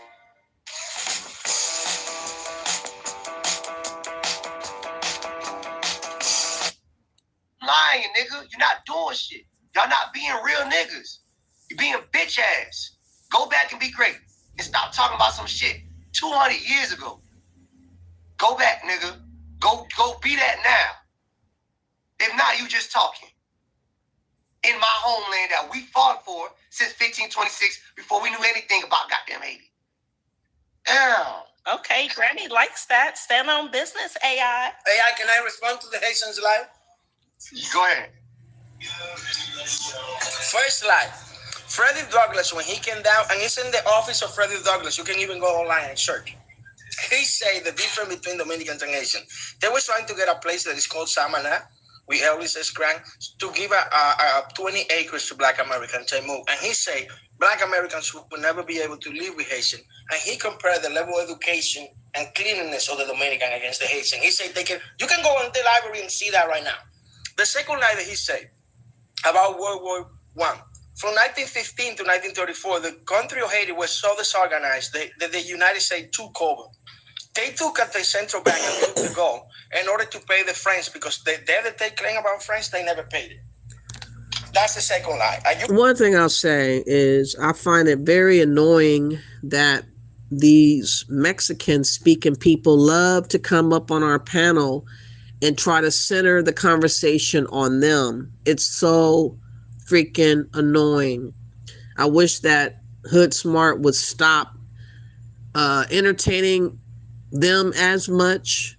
I mean, some of it is entertaining, but some of it is just drawn out, and it's kind of ridiculous, because this is about, setting the truth out there about what Black Americans are on, which is our identity, which is us having the same mentality moving forward so that we can get back to being a people here in America that are Americans prior to the Immigration Act of 1965. You know what was interesting? I learned for the first time that the Civil Rights Act of 1964, we didn't even celebrate much about that achievement before the Immigration Act of 1965 came about. Yes, it helped to get that act also, but I wish that it would have been years later before they brought it forth, because it kind of clipped our potential. It kind of kept us at the bottom, and the appearance of getting something positive from the Civil Rights Act of 1974 or 74 was short-lived by the inclusion of the Immigration Act. Let me show y'all what I mean. Let me find a video. Let me bring a little bit of history. I didn't even know all this. I just knew, I knew that the Immigration Act did happen, but I didn't understand how quick it came about from the Civil Rights Act. And it wasn't that long later. So they pretty much gave us a false achievement. They gave us a false achievement. They gave us this opinion, or made it seem like we were making, a big civil rights bill. I'm going to play what President Lyndon Johnson had to say. Again, just think about the fact that this was signed, and then we'll get into the Civil Rights or Immigration Act of 1965.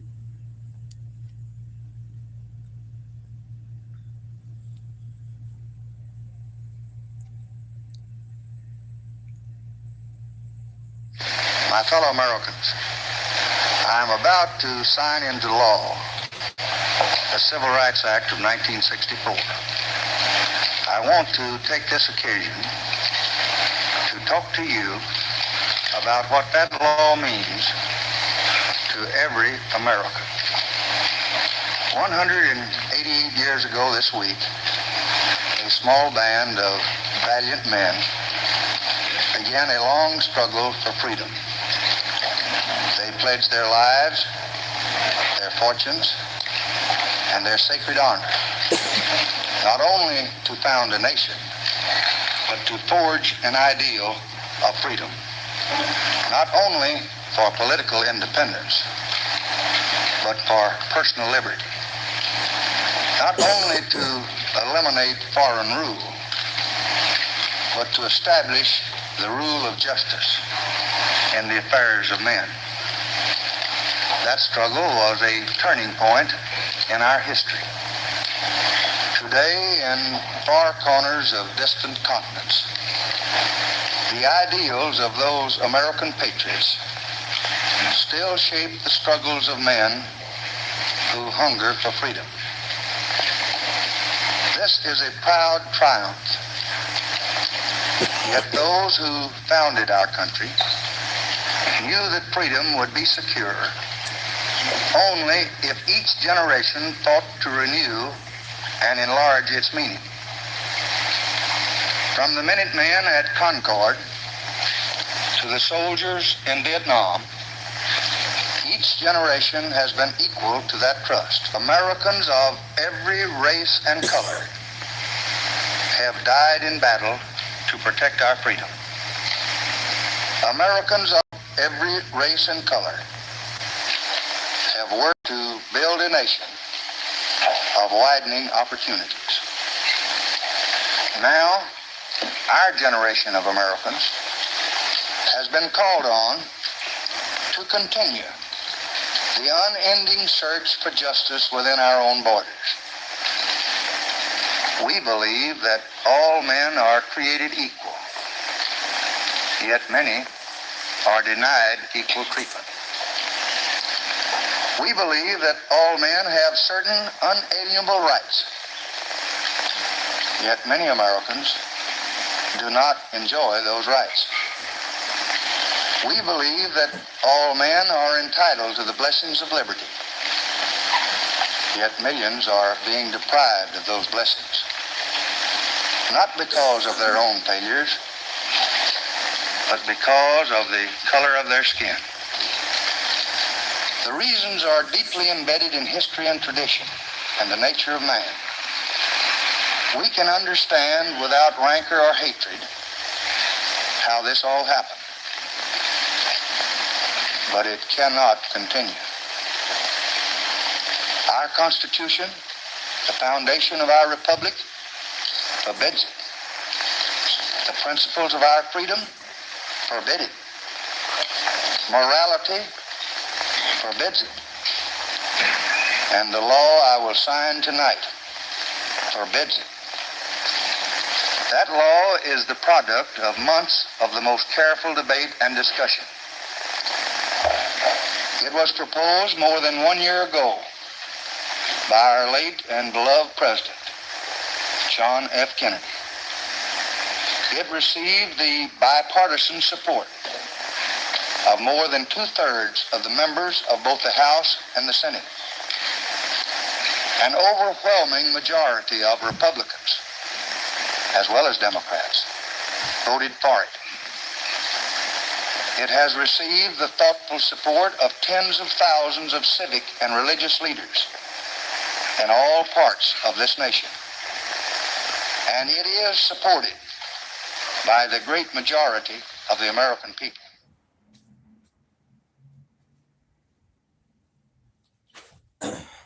That was President Johnson, and a lot of American blood went into bringing that forward.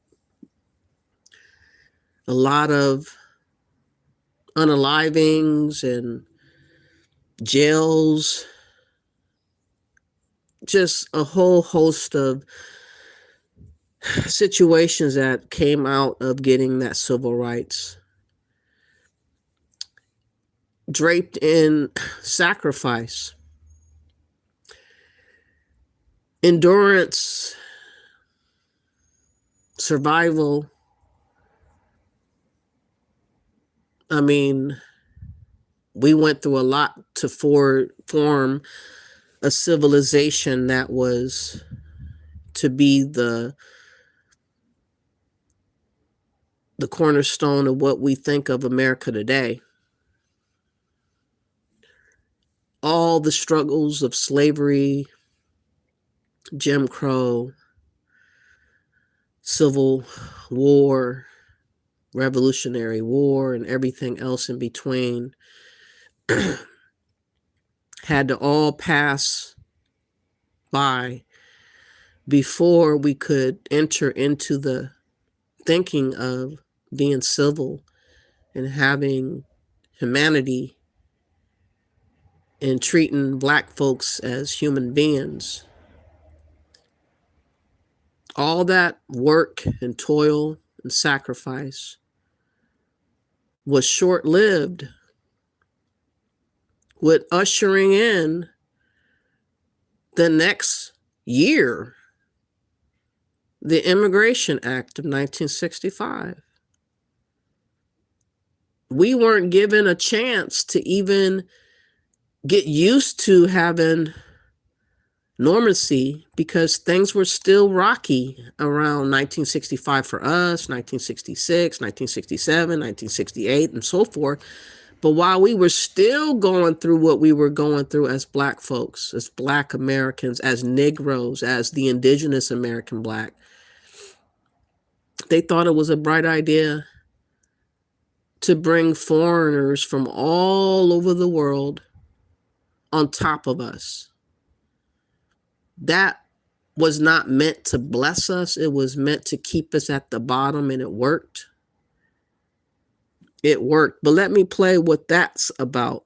Like I said, I didn't even know this history. I never really liked history because it's just so painful to go back to the archives and really see how things were. And it's painful to even imagine it, to imagine what our people went through and how it was. Anyways, the U.S. Immigration Act of 1965 was just a year later. And let's look at that historical situation back then. Please hit the like button. Please share, subscribe to the channel.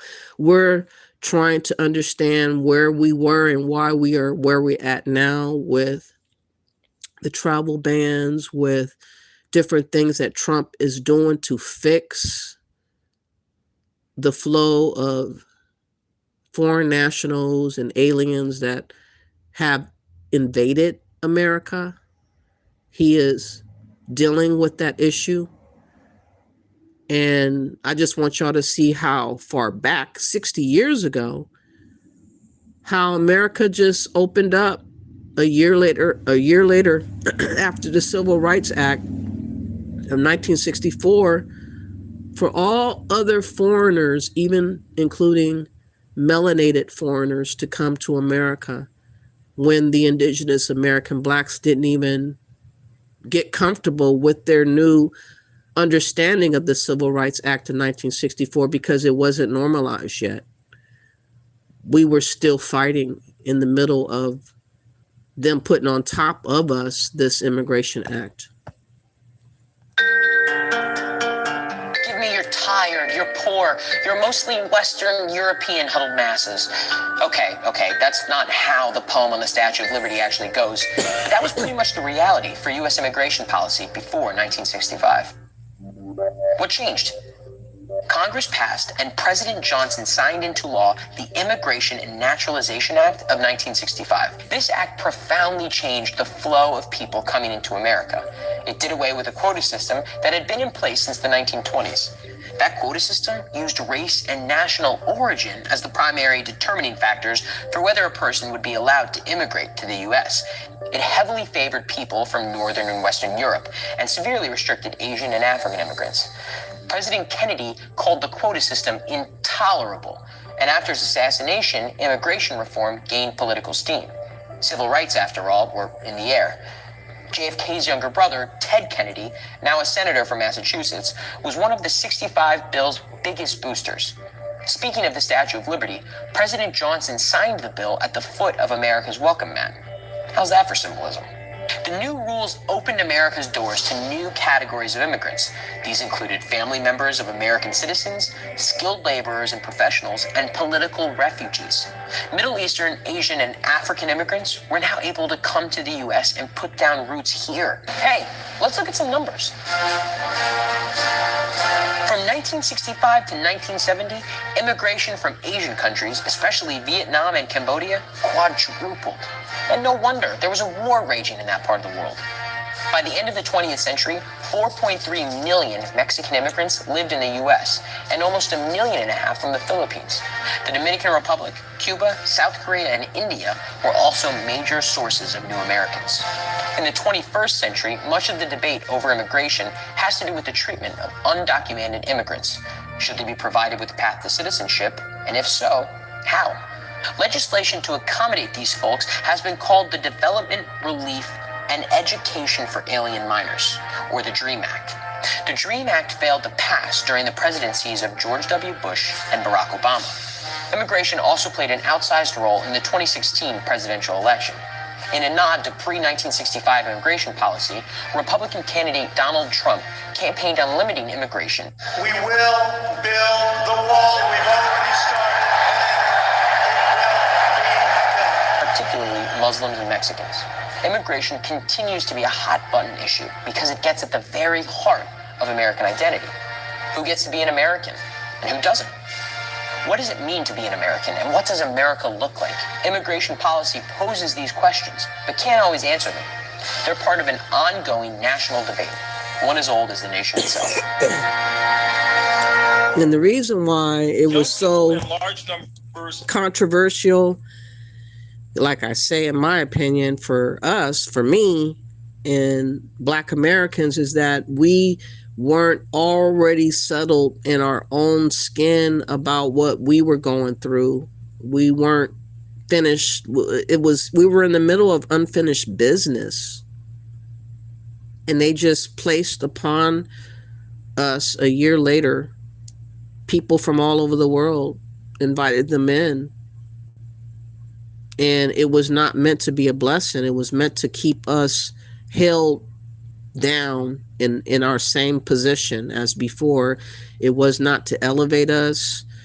I believe some of the Black Americans believed that melanated people would help benefit us, but they didn't understand how the mindset of foreign nationals would be contrary to unifying and relating to us. They were here to take. They were here to make a way after the dust settled. They didn't have to go through any racism and discrimination and anything like of that magnitude that we had to endure. They seemed to bypass all of the trauma of what Black Americans were continuing to go through. And, you know, it's no wonder the mentality of many foreign nationals today look at us like we're supposed to be the help. Look at all these foreigners now that are about to run out of TPS or they're being deported. They are running to the platforms begging Black Americans to get on our duty and do civil rights fights for them.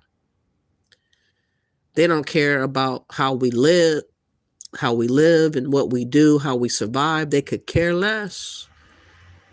They just want to use us so that they can stay over us. And we all see it for what it is. And it's too late. It's too little too late for us to care. There's too many people here for us to put everybody over us. That is silly to think of everybody else as being the same when they have other countries that they came from and they didn't have to sacrifice to be here. They just get on an airplane and land in America and somehow get things handed to them over the people that were etched in stone as the sacrificial lambs of the country, which is the American Blacks. That's why many of them didn't appreciate us, because they didn't respect us. A lot of them told us on social media that we were still slaves to them. Every argument that I have had online or witnessed, it always went back, you were just a slave. You're not really an American. You can go back to Africa. Foreigners from all over the globe came here and said these things to us. And we have been here for hundreds of years. The disrespect, and then suddenly when they're in trouble, they're talking about we need to get a black and brown coalition. We need to unify with blackness. All a hoax and a scam. It's all a manipulation. Trump knows it. I know it. He's not allowing it. He's taken action to deal with all these people coming up over here with no good intention. Well, some do have good intention, but many of them don't. Many of them could care less about our survival. But let's look at a short video about how illegal immigration, and I would also add excessive immigration, how it affects the American black.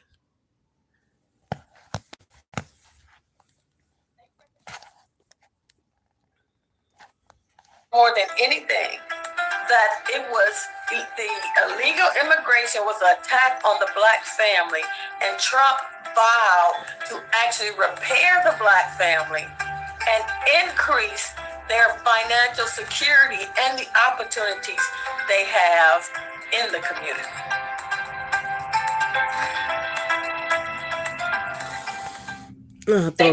Hold on, that's not the best video. Let me play a hard-hitting video. When I first saw this video, hold on. This video right here, he breaks it all the way down. Native language would confuse issues, so he couldn't have a job at McDonald's. They don't tell you about the 8-year-old little black girl in my community who sits in a classroom all day long and goes home and tells her father, "Daddy, I'm not learning anything in school." So being a good father, he goes down to the school and asks the teacher why. And the little girl looks at him and looks at the teacher at the same time and says, "Because all they do is speak Spanish in my classroom all day." Now, there are advocates who will tell you, well, that's good, she's learning Spanish. She is not learning Spanish. She is listening to Spanish. There are translations all day long in that classroom for the immigrant child, for the illegal alien child, so that he can learn in his native language, and they don't care what happens to the little black girl. So he asked the teacher, "Can we get my child an all-English classroom?" She says, "Let's ask the principal." The principal says, "Sure," and hands them a paper. He fills out the paper. The paper's for busing. He says, "Wait a minute, this is my neighborhood school. Why can't my daughter go to the same school that I went to in this neighborhood?" He says, "We have no English-only classrooms in this school." Now his child has to be bused 20 miles in order to learn in English and get a 6-hour education instead of a 3-hour education. They will never tell you that. I'm sure that has never been mentioned in this room. Hold on. That's another video. Let's see if this video is going to do. At McDonald's. They don't tell you for Los Angeles. I've lived there all my life. And I speak from the black perspective because I am black and I live in a predominantly black community. The problem with illegal immigration, whenever it comes up, is that people always give one side and never give the other side. They talk about the poor immigrant who comes here for a better life. They talk about the poor immigrant child who must be educated in our schools. They talk about the immigrant worker who works harder than the black person works, and he will take the job that nobody else takes. What you never hear is the other side of the story.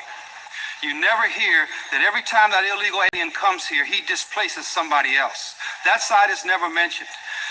Whenever this subject comes up, you have organizations who step forth and advocate for the illegal alien. You have MALDEF, MECHA, LULAC, La Raza, and other race-based organizations who are exclusive only to one race of people and advocate for those people only. You never hear the other side of the story. The other side of that story is that somebody is harmed by them being here. I speak of my community because it's where I live. You will never hear from these people about the 17-year-old black kid in my neighborhood who went to McDonald's and was told, "You can't work here because you don't speak Spanish." I don't say that happens all the time. I'm telling you of one instance of many that does happen.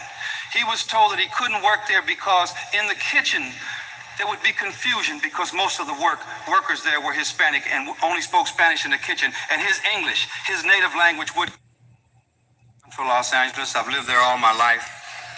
I speak from the black perspective because I am black. And you got a little gist of how we were dealt with. We were dealt with unfairly.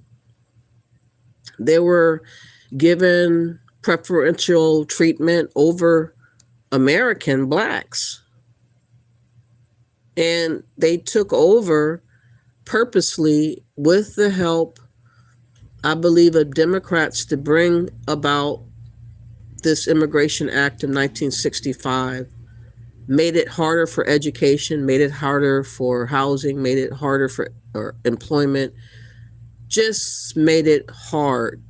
Now, just to remind y'all of how ridiculous it was 2 years ago under Biden with all these foreign illegals coming up over here in America. And just to remind y'all how hard it has to be to get them out. Time is ticking until the end of Title 42, and the federal government is trying to send a strong message. The U.S. border is not open. Homeland Security Secretary Alejandro Mayorkas is in Brownsville, Texas today, touring the border community and making a direct plea to migrants thinking of illegally crossing here into the U.S. With pandemic-era policy expiring next week, he's telling migrants, do not come. The message is very clear. We are coming with the relief that our laws provide to the individuals in need. The border is not open. It has not been open, and it will not be open subsequent to May 11th. And the smugglers who exploit vulnerable migrants are spreading misinformation. They are spreading false information, lies, in a way to lure vulnerable people to the southern border, and those individuals will only be returned. A reminder for you, May 11th is when the Trump-era policy officially expires. Federal officials still trying to calm fears of a major border breakdown, saying safeguards are in place to prevent a tide of migrants from entering. Well, even with Title 42 set to expire, border facilities here have already reached capacity, and agents say they are struggling to keep up with the growing numbers. KUSI's Lindsay Fucana live in studio tonight with an update on our local borders, and this is not a positive update, is it, Lindsay? That's right, Rayford. Not a positive update, but the Department of Homeland Security and Border Patrol agents, they've been preparing for the end of Title 42 for well over a year now.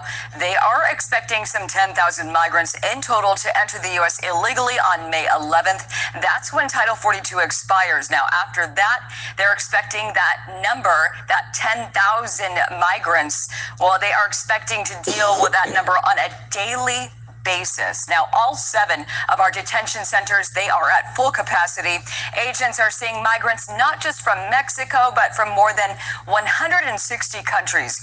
After Title 42 goes away, Title 8 comes back, and migrants who enter the U.S. unlawfully will be detained, placed in proceedings, and removed back. The point is, they allowed it to happen for a long period of time before they were trying to pretend like they really wanted to do away with all these aliens from all over the world. They wanted to make it seem like when it got a lot of complaints from the Republicans, they wanted to make it seem like they wanted to tackle that issue.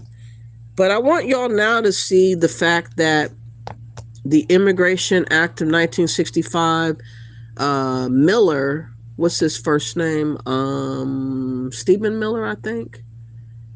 He had something to say about it needing to be shifted.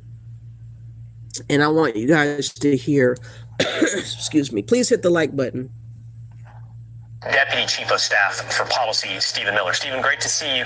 You know, the interesting thing about hearing from a guy like Gene Simmons right there and what he had to say, when you do talk to someone who's either the child or the direct legal immigrant to the United States, they often share that type of love of America. Wherein, when we look at an illegal population, you don't often hear that same type of patriotism. And that, of course, is the key, right? Where is your cultural affinity? is your cultural affinity to America. It's possible for migrants to fully assimilate, but it's much easier to do that if they come from an essentially identical cultural background. And in any case, the key is their personal, when you ask them, when they think to themselves, what nation do I love? Would I fight for? Would I die for? If someone's an American citizen, that should automatically be America. It shouldn't be Zimbabwe or Haiti or Venezuela or India or Somalia. And when you ask a migrant who has fully assimilated, that'll be their answer, America. They genuinely love America. This is the American myth we have of the migrants becoming naturalized citizens, and they put their right hand up and there's a Liberty Bell and they have the flag, and nobody loves America more than a migrant, right? That's the American mythos. But that was the old school migrants. Those were the first world migrants. If you ask third world migrants today, even naturalized citizens, like an Ilhan Omar, she's clearly, her cultural and political affinity is to Somalia. She gives speeches to her Somalian constituents telling them that explicitly. Well, first of all, thank you for having this conversation, Will. I think there's been an incredible lack of honest, truthful, candid conversation in American media for a very long time about immigration policy. And you're right, of course, that immigrants who come here illegally engage in an act of spite against America from the moment they cross that border, and they continue to break our laws and flout our system and defy our rules every single day they're here. And by the way, there's another interesting psychological effect that happens here. That doesn't with illegal migrants. It doesn't happen with legal migrants. With the illegal migrants, they know they're breaking the rules. They know they're not assimilating. They know they're invading. And most of all, they know that they fled their home culture to come to America because they could do better in America. They know in their heart of hearts that the first world, high trust, high IQ American culture is better, is superior. And therefore, they know, whether they think of it consciously or not, that their home culture is inferior. And nobody likes to be told, whether it's implicit or explicit, that they're inferior. And continue to plunder and pillage off the system. And of course, their children, as a result of so-called birthright citizenship, which is the greatest scam in history, get unlimited welfare for life that goes to the benefit of legal alien parents. But I want to address your monologue specifically about the 1965 Immigration Act and what that means in American history. We're going to talk about that in more detail. It's called the Hart-Celler Act. So in 1965, there was an abrupt shift in the model of migration to America. Until that point, we had let into America as migrants almost entirely people from other first world countries, mostly European nations. After 1965, a statute passed by the Senate, Ted Kennedy, the lion of the Senate for the Democrats, almost overnight, the immigration to America became almost zero from first world countries and almost entirely from third world countries. By the way, this was a proposed statute that when American citizens were polled, they were 2-1 against it. But it got passed into law in the aftermath of the assassination of JFK and all that emotional turmoil the country was going through. And they rammed that through, if you didn't know the history of it. So during the civil rights era, and this is the simplest way I can put it, there was a thought in effect, if you go back and you can read the transcripts of the debate at the time, of applying civil rights to immigration policy for the globe and to create a civil right for people from every part of the world to come to America in ever-growing numbers. And so a system that for years, as you mentioned, had been tightly restricted, suddenly established this global ability of people in every part of the world to come to America, to bring their families to America, and then eventually empty out their entire towns and their entire villages to the United States of America. And so what you saw between 1965 and today was the single largest experiment on a society, on a civilization that had ever been conducted in human history. Not just the 76 million immigrants that were brought in, largely from the third world, but their descendants too. So you see with a lot of these immigrant groups, not only is the first generation unsuccessful, again, Somalia is a clear example here, not only is the first generation unsuccessful, but you see persistent issues in every subsequent generation. So I can kind of speak to this personally because my family were not settlers of America. My family were immigrants to America from Italy and from Belgium.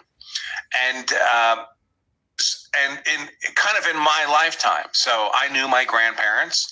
I knew, of course, my parents, and my grandparents had come here, had migrated here. My grandmother was born in Sicily, and came to America as a child. So you can see kind of, and they came here and they desperately wanted to be Americans. They fully assimilated, all that stuff. But you can still see a transition of assimilation. Like they still had, my grandfather would fly an Italian flag below his American flag in his backyard, for example. Played Italian music, of course, cooked Italian food, that kind of stuff. And you see that attenuate with their children, my parents, and then with me, and then with my children. We gradually become ever more assimilated into American culture. That doesn't happen with third world migrants. They're frozen in amber. And that's what he's talking about here. The second generation, third generation of these illegal migrants, they don't get progressively more assimilated. And the reason for that, folks, is the same reason as for everything else. It's always the same map. Watch how I erased my marionette lines without needles, fillers, or surgery. After wasting thousands on creams with... For everything else, it's always the same map. That were brought in largely from the third world, but they're descendants too.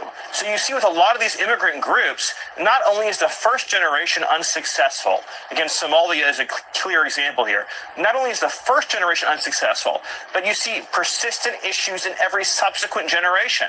So you see consistent high rates of welfare use, consistent high rates of criminal activity, consistent failures to assimilate. But this shouldn't be a surprise, Will. It's just common sense. If Somalians cannot make Somalia successful, why would we think that the track would be any different in the United States? Go third world country. Bingo. Now, I know a lot of people like to say that Stephen Miller is racist. Maybe he is. I don't know. I haven't looked into his history. I do know that there are a lot of racist people still in America, but there are other people that are just patriots and they care about the survival of America overall from illegals taking over or advancing to take over and scam and do all the things in which we have heard of with the Somalians. And I'll get back to talking about the Somalians in a little bit, but what I want to first show is there was a $7 million SNAP fraud case. And I believe the two men that's being mentioned are Haitian.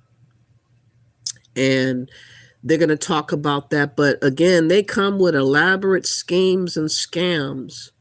A lot of these cultures are scammers. They're very scammy. And let the Pan-African tell it. Oh, we need to think about us all being black and just ignore the red flags, the undermining of these illegals that come over here or immigrants that come over here and how they affect our culture and our confidence to be able to talk for our own selves in politics and everything else, because the Democrats have sold us out a long time ago. The Democrats thought that they had indigenous American blacks underneath their thumb forever and that we would never, ever figure it out. We would always talk about people of color and black and brown and everything, including everybody else with us, meaning we will never be recognized because everybody else is being recognized first. And now I started seeing the truth, and this is evident with how these immigrants that come to America, what they're on. And they're on scheming the system if you let them. To feed families into a multi-million-dollar criminal enterprise. Hold on. SNAP benefits, we are announcing federal charges against two men, Antonio Bonner and Saul Elisme, for large-scale SNAP benefit trafficking, a scheme that turned a program designed to feed families into a multi-million-dollar criminal enterprise. SNAP benefits are also known as food stamps. The defendants are charged with one count of food stamp fraud. As alleged in the charging documents, these men abused one of the government's most critical safety net programs for their own financial gain. This is taxpayer money meant to keep people from going hungry. These defendants decided to take it for themselves. These defendants exchanged SNAP benefits for cash, which they pocketed. Bonner, a naturalized U.S. citizen from Haiti, owned the Jisuela Variety Store. Elise May, a lawful permanent resident also from Haiti, owned the Saul Mache Mixe store. These two businesses were co-located within a single storefront in Boston. Guys, I just received these boots as a gift from my kid, and they were 69% off. The moment I slipped them on. In Boston. To be certain, these were not supermarkets. They were not full-service groceries. It would be a huge stretch to even call them convenience stores. In fact, the only thing convenient about these stores was how easy it was to commit SNAP benefit fraud. To put this in perspective, the Jisuela Variety Store is less than 150 square feet in size, smaller than some bathrooms. The Saul Mache Mixe store was approximately 500 square feet in space. By contrast, a supermarket can be 20,000 to 60,000 square feet in size, have a dozen or more registers, and employ numerous employees. Both the Jisuela Variety and Saul Mache Mixe stores had one register, no carriages, no hand baskets, and very little food for sale. One legitimate supermarket in the same area as these stores redeems approximately $80,000 in SNAP benefits per month. Over the last 20 months, the Jisuela Variety Store was redeeming between 3 and 6 times that amount monthly, with nowhere near the space, inventory, customers, or infrastructure to support it. The Saul Mache Mixe store redeemed over $120,000 in SNAP benefits in the last 6 months. Simply put, there is no plausible way SNAP eligible food could have been purchased from these stores for this long. Yet, these two stores are alleged to have illicitly trafficked nearly $7 million in SNAP benefits. The fraud was shocking and glaring. Investigators found that both stores had exceptionally large and highly anomalous SNAP redemption volumes, far beyond what is remotely possible for businesses of their size, type, and location. Since March of 2024, the Jisuela Variety Store had monthly SNAP redemptions that consistently exceeded $100,000. In the previous 20 months, the monthly SNAP redemptions were between $200,000 and $300,000 a month. In one of those months, the redemptions exceeded $500,000. Investigators' suspicions of fraudulent activity were confirmed on the ground. During the course of this investigation, undercover officers used EBT cards to traffic SNAP benefits for cash at both the Jisuela Variety Store and the Saul Mache Mixe store. The defendants themselves were working the cash registers, and both exchanged SNAP benefits for cash with the undercover officers. Observations made by the undercovers showed that it was just as easy for anyone with an EBT card to walk into either store and convert hundreds of dollars in SNAP benefits into cash, all tax-free. The defendants even sold liquor in exchange for SNAP benefits, an outright violation of federal law. And perhaps most disturbing, both stores sold donated food products known as Manipacks. These are meals manufactured by the nonprofit Feed My Starving Children, which are paid for entirely by charitable donations and are intended to be shipped directly to food insecure children overseas, including children in Haiti. These products are not for sale anywhere. Yet Bonner and Elise May were selling them in their stores for nearly $10 a pack, profiting from food literally intended for starving children in disaster zones. The investigation also uncovered extensive financial manipulations.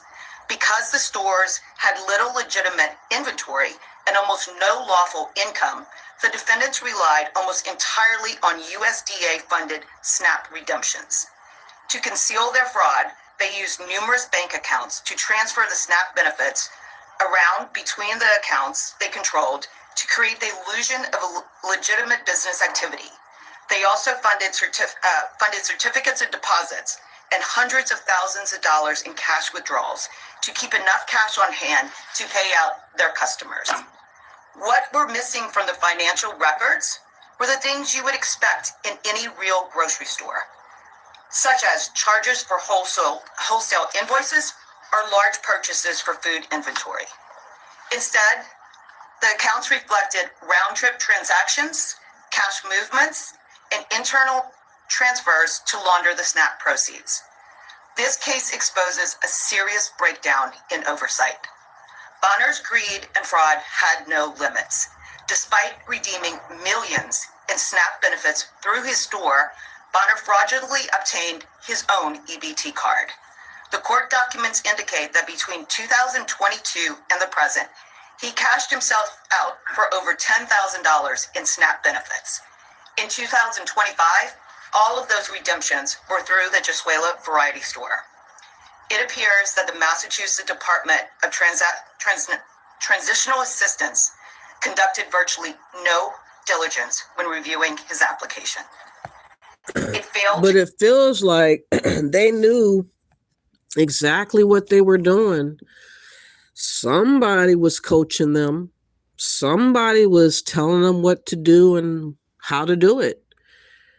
Could those somebodies be Democrats, allegedly? I hope that these other people that's tied up to all these fraudsters that were able to get away with all these schemes will also be included in an indictment. But I want to show y'all a clip of Trump talking about no asylum. And the case I just showed is one of the reasons in which he is saying no asylum. It is not racist for him to be doing what he's doing. It's about the security and integrity of our country of America. Period. Dot. Point blank. Let's listen to this. You announced that asylum. And that includes Somalians and it includes plenty of others. How long does your administration plan to pause asylum into the U.S.? I think a long time. Can you give any We kind don't of want time? them. We don't want those people. We have enough problems. We don't want those people. Is that a year, 2 years? No time limit. And then But it could be a long time. You said that. We don't want those people. Do you understand that? I understand. You understand that? I understand. Who are you with? I'm with News Nation. So Okay, my News name's Nation. Lindsay. News Nation. Great. Right. Thank Let you. me just tell you something. We don't want those people. Does that make sense? You know why we don't want them?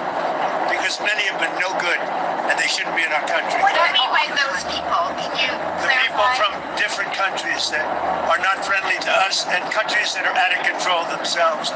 Countries like Somalia that have virtually no government, no military, no police. All they do is go around killing each other. Then they come into our country and tell us how to run our country. We don't want them. How many countries, roughly? You got to talk up. She said how many countries? Is there a list of... Well, I guess we gave you 19, right? And it's probably more than that. Is that what you mean when you mean third world countries, those 19? No, I don't think they're all third world, but in many cases they are third world. They're not good countries. They're very crime-ridden countries. They're countries that don't do a good job. They're countries that don't register from the standpoint of success. And we, frankly, don't need their people coming into our country telling us what to do. When you talk about And I'm talking about like Somalia, where you have a congressman goes around telling everybody about our Constitution, and yet she supposedly came into our country by marrying her brother. Well, if that's true, she shouldn't be a congressman, and we should throw her the hell out of our country. Other than... So you said that you might denaturalize... Right? And that's what I'm talking about.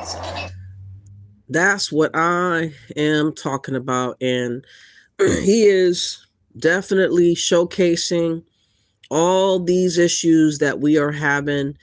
And the Democrats, of course, are cowards to hide behind the notion that he's doing it all because he's a racist. I am a Black American and I don't support that lie. They are invaders, scammers, schemers. He has to do what he got to do to get them up out of here. And it is what it is. So let me see, where was I? I think I wanted to show another video. Please hit the like button, by the way. Don't be shy. I know there's a lot of people that don't like me because I tell the truth. They really want me to be just dumbed down and silly, like many other Black Americans that are foolishly still looking at their skin as being the criteria of being unified with other foreign people that come to America. That does not make sense. That it doesn't make sense, y'all. It matters if you are an American. It matters if you have sweat, blood, and tears of the soil. It matters that we maintain sovereignty and integrity of our culture and our rights and our Constitution. That's what matters first. To put other people over that, you're a dumb bird. You are being bamboozled to believe that just looking at Black skin is all you need to think about. And, oh, what about all the children and all? What about your children?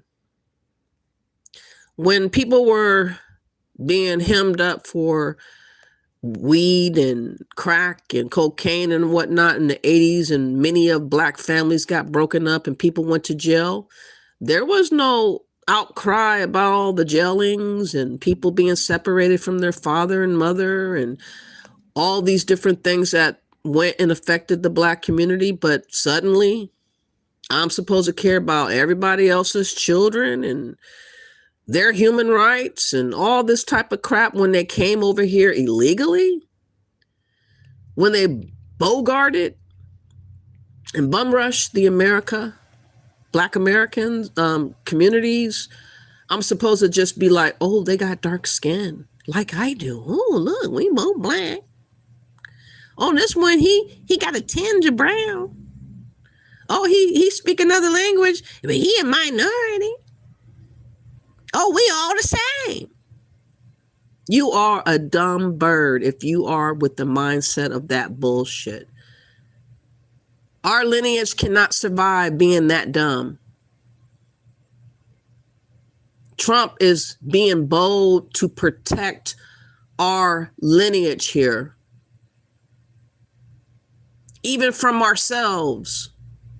Literally, he's protecting, in some cases, too many cases, from y'all dumb birds from being able to be inactive, to be passive and docile, and thinking that talking on panels and talking about, oh, my brother and sister, oh, we all from the root, we all come a long time ago from Africa, we all the same, we were all slaves. No, that does not matter today in 2025. What matters is who is an American in America.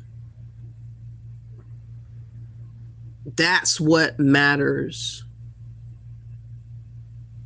And so many people that are foreign come to America trying to persuade somehow to convince Black Americans that they are not American. Arguing with us. You're not a real American. You're not white. Are you white? You can't be what the white people are. You got to be African. But at the same time, they're bringing their asses over here trying to compete to become an American and have the nerve to grab the United States of American flag and tell me that they're American over my American. And we've been here for generations, and y'all sit up on panels and listen to that mess. Y'all sit up there and entertain that mess. And be like, he Black like we are. We technically the same. No, did y'all ancestors help build the economy of America? Did they slave in the fields? Did they go through the atrocities of Jim Crow? Were they hosed down? Dogs sicked on them? All the different atrocities. Were they fed to crocodiles? Were they hung in trees? Were burning in the yard? Did these things? Did they go through all the different things of sacrifice that our ancestors went through? And you think that we're supposed to hand over our earned sacrifice rights to people that just showed up? That's dumb. And I'm glad that Trump's not having it anymore. Praise God. He's not having that bullshit no more. Because we were being swapped out of our destiny, traded out of our identity, and we were being shut the fuck down by Democrats on purpose. And Trump said, no, we ain't going this far. I can only respect what he's doing. It's America first. It's Americans first. For the longest time, we've been bypassed. We've been tricked and lied to. We've been given symbolism as being advancement, a statue here, a picnic over here, some bullshit like that, pictures and videos, dancing, looking stupid, as being the reason for you to be happy with fucking Democrats. I'm sorry, my language, sorry. But we've been accepting ridiculousness from a political party that does not respect us as Americans, while handing over our advancement over to anybody from anywhere else. Anybody.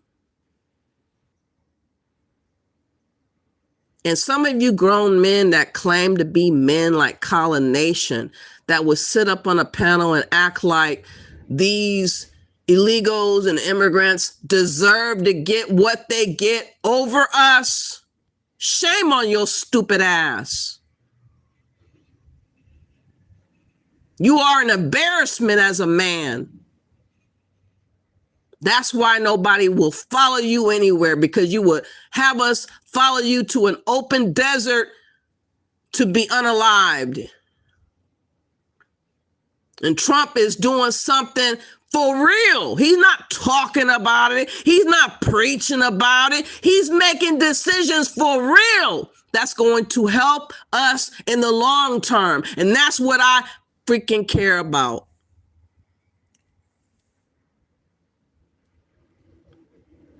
Let me see what you guys have to say in the chat room. I'm sorry. I had to let that out.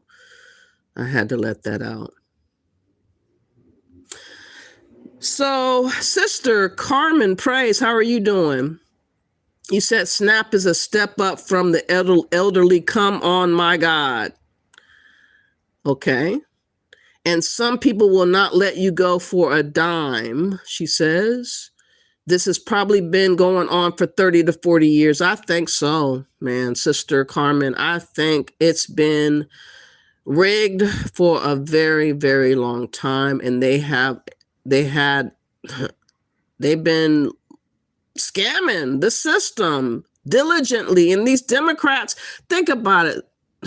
The representative Ilhan Omar supposedly was supposed to make about $174,000 a year, and somehow she gets 30 million, about allegedly that much money in her account in the last few years. How, Sway? Something is not adding up. You said, I so hate corruption, 45 Sticky says. I heard that. Me too. And Sister Carmen's Praise, African countries only. It's not only African countries, but I understand, because they're scammy, Sister Carmen. If you only knew how many scams that Black Americans have found themselves caught up in, believing in going back to Africa and buying land and building a house and making up all these falsehoods of Pan-African talk, you would be so shocked. What about romance scams?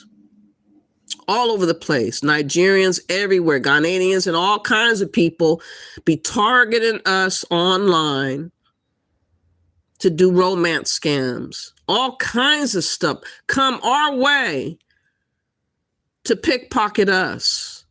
Yes, married to her brother. Russian Egger says, is protecting our citizens hate?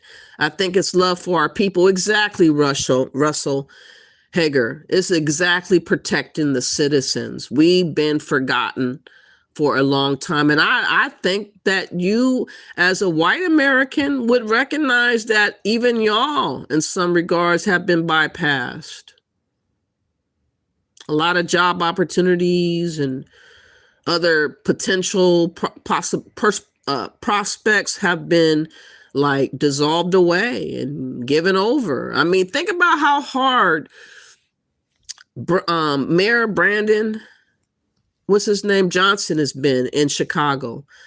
Let me play a little video of that, because they've been showing out in Chicago. The Black Indigenous Americans have been revealing to the world all the frauding that has been going on, affecting their community. And I'm going to play that in just a minute. Let me read some more, but I just want y'all to keep that in mind. It's coming up. You said show love by stimulus checks and reparations. Yeah, you know, that's right. The good thing is, Sister Carmen, he did help out the vets, about 1 million of them, to give them $1,770 check. That's in the mail right now. I'm pretty sure a lot of vets are going to be really helped out with getting that money out the blue like that. Some people would be off the streets behind him doing that gesture. Some people will be given a down payment to put in for housing, or maybe pay a medical bill, or maybe get a good dinner or something. You know what I mean? But it has to start somewhere, and he's making a turn from what was going on to a better path for us as Americans. And I know so many other people think that, oh, it's human to think about other. We ain't got this. This is not, we are the world. America is not the president of the whole entire globe.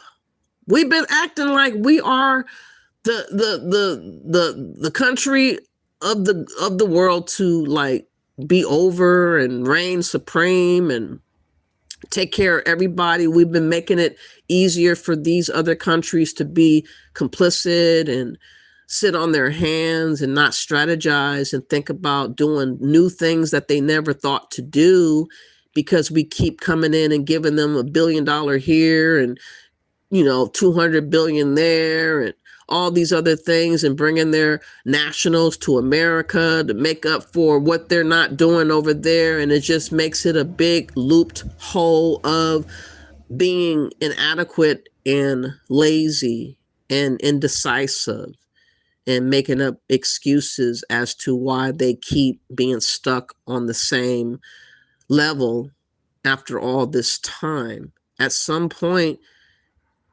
it has to stop.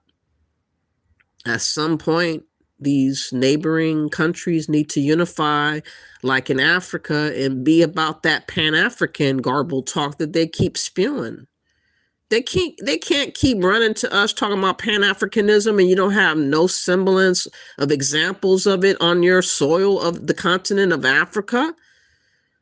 And you think just talking all sweet and slick is enough for us to buy into the scheme and give and fork over money? No. We're not listening no more.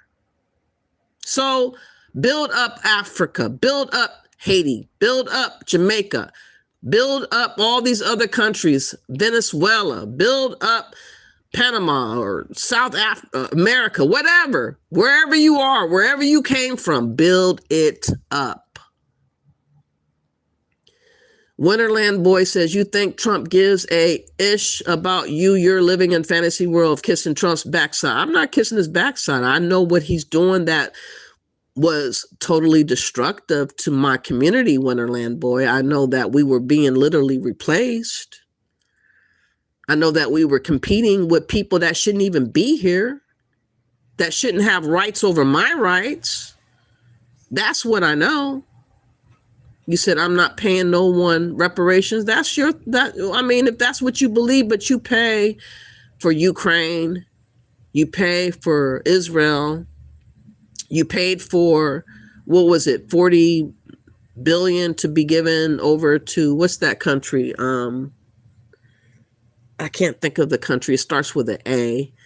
And many, many other money's been forked over. You ain't got a word to say, Andy Thompson, about that.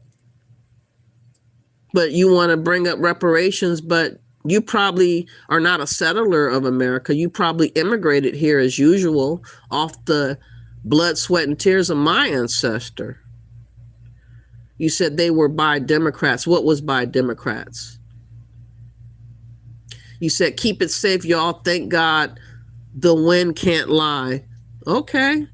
But let me just give y'all an example of what I mean about the troubles of Americans versus the legals. I think that this video is going to get some of you guys that are confused on who I am and what I mean to get clear understanding. This is a Black American in Chicago exposing the officials of Chicago, mainly the mayor, Brandon Johnson, and she had something to say at this particular council meeting there in Chicago. Just listen to what she had to say. This will wake all you guys up. Good morning. Good morning. That's Zoe Lee, founder of Chicago Flips Red. And I just want to know, like, how did y'all feel when Toni Preckwinkle bought her $1 million home while the elders' property taxes is going through the roof? People don't know if they're going to be able to pay their bills, any of those things, but she got a $4 million lawsuit that I don't even know if y'all paid that out yet from the Democratic Party, because she was out there trying to defame that one lady who was running against her godson, Lamont Robinson. You know how y'all do. And y'all don't talk about that anymore. And then she goes on to buy $1 million home in Kenwood. I'm homeless. I've been asking, y'all to settle my family's case. We got all the evidence. We know that y'all play with deeds here. Y'all steal property. You know how y'all do. You know what I'm saying? But I want you guys to do this. Do me this one solid, because y'all can't do nothing else. But maybe you guys can do this. I need y'all to call Mayor Stacey Davis Gates, and I need you to tell Brandon Johnson to start talking about that migrant crisis money, that at the end of $2.2 billion that him and his homeboys and his boyfriends and stuff stole, because the property taxes is up. And for some reason, they don't want to discuss it. They want to put it on y'all. And we know it's not y'all, because y'all got balanced budgets. So I need you to go over there, let Mayor Stacey Davis Gates him know, Jason Lee, Maurice Robinson, Rahm Emanuel, Mayor Daley, Barack Obama, whoever you got to tell. We got to start talking about this migrant crisis money, because y'all keep blaming it on Trump. See, Trump wasn't nowhere. They were trying to put him in jail at that time, like how y'all be trying to do me. Yeah. So he wasn't nowhere near the White House when Toni Preckwinkle, especially, and y'all got to do it because Toni Preckwinkle called over there to ask her alderman that she was working with at that time, because she used to be an alderman doing the same thing she's doing over here. 1 minute. Could they vote on that $71 million?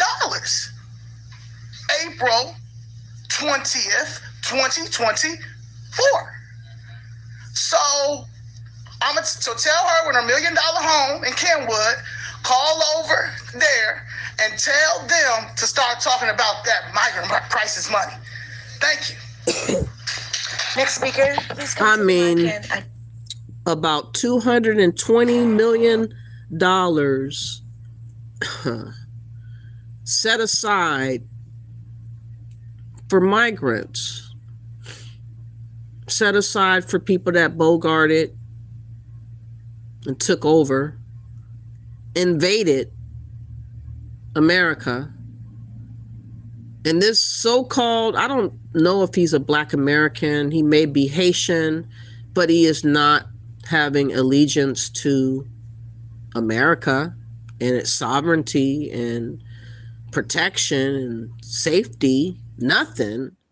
He is in cahoots. He's a Democrat. He is in cahoots with Democrats and whoever they're linked up with to undermine America at the expense of Americans. This is what is going on with all these scams of these migrants, illegals, and immigrants, and all this stuff has been going on for a long time to the point of no return. And Trump has had enough. And he's putting a stop to all this mess. No, Trump doesn't have to like me personally, but if he acknowledges that we've been bypassed as Americans and replaced by Democrats for the migrants and illegals, he does get kudos for that. He does. We were going to be at the bottom and we were going to get buried by these illegals. And Trump is putting a stop to it with a hammer. And I can't be mad at it. I'm sorry. If you guys feel like that's kissing his ass, no, I'm acknowledging what he's doing. Because you can see and hear it in real time. It's not an imagination that I'm making up. It's not any of that. Now, we're going to look now to Ilhan Omar. She's been really big in the news about all the scams in Minnesota. There's about 100,000 Somalians there that have invaded Minnesota. They have hijacked the voting potential for any other American and pretty much put their flag down. That's taken over Minnesota. And they have been aided and abetted by the Democrats, in particular Tim Walsh. They know something's going on with all this mess. They were whistleblowed about all these scams and schemes a long time ago, and they were ignored and told to shut up and be quiet. But it finally came out. But look at what they did and how comfortable and confident and entitled these Somalians are running around acting like. They've been doing it for a very, very long time, y'all. Let's look at this. Let's recap. Yeah, we heard some pretty shocking numbers today, Will, at that press conference, talking about $18 billion paid out through these 14 programs that First Assistant U.S. Attorney Joe Thompson focused on. And he said, in his own words today, more than half of that money seems to be fraudulent. And the reporter asked, as much as 10 billion, and he quickly said absolutely. So he detailed just this explosive growth of these programs, focusing on just a few in these last few years. But I'll say that we've been checking out a lot of this for ourselves through many tips from our readers and viewers. And just this week, we visited a dozen sites, and to be honest, they all seem fraudulent. Empty adult daycares, empty autism clinics, no kids in sight, strange Google reviews that seem almost written in AI, what even look to be phony websites. And you can see right there for yourself online through a database how much money they're receiving. It's often hundreds of thousands of dollars, millions of dollars if you go ahead and total it up for the last few years. And there you see it, some nice luxury cars right in the parking lot of some of these businesses. We heard more about that today as well. Where's all this money going? Funneled to other countries. We heard that from Joe Thompson today, to Kenya. Someone even bought a semi-truck.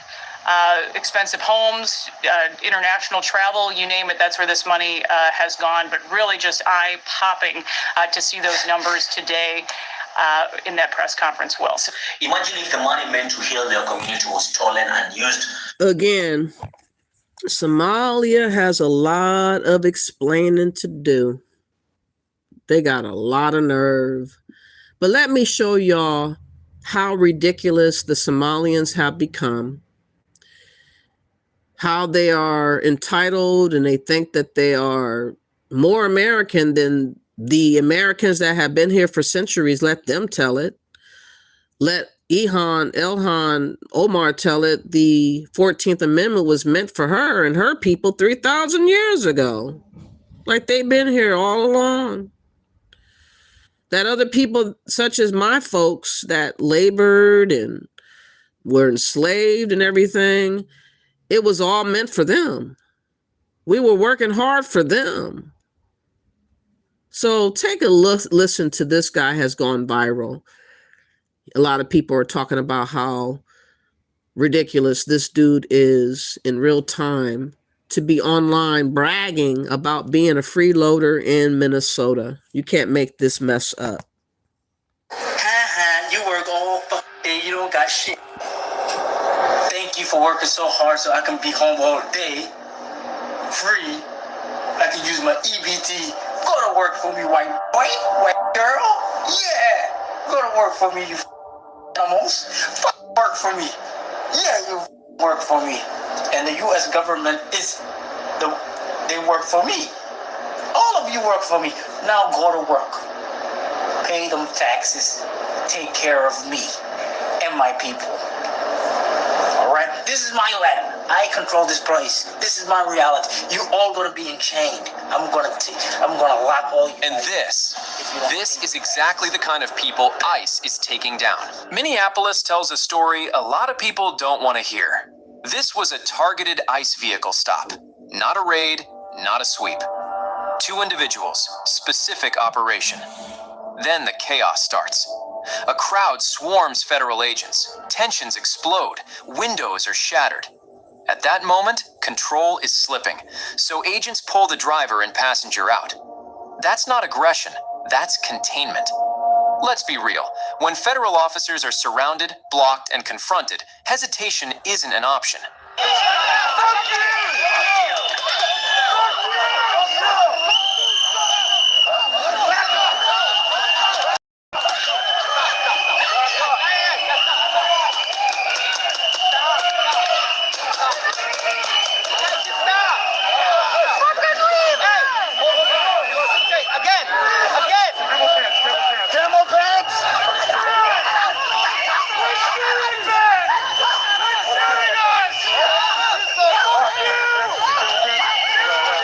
What's your baby dark blue jacket? Oh, I see, with the little fluff? Yeah, with the pins. Okay, he's a bitch.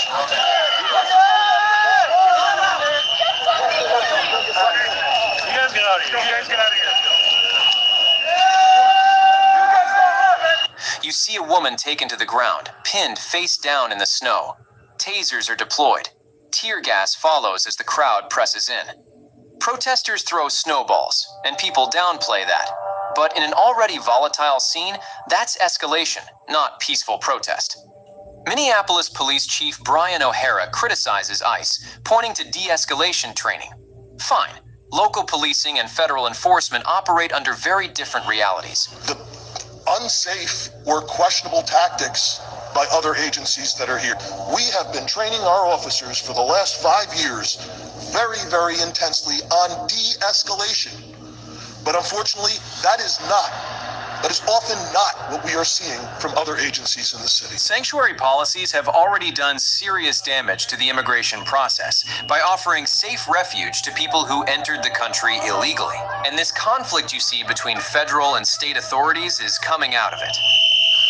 Minnesota doesn't need a vision. They need to go home. We don't need it. This is your God bless America. They're not supposed to hear. Go home. Go home. Go home. They were just sitting in their car, just trying to get through. They couldn't get the first person, so they came over here and smashed the window and pulled them out.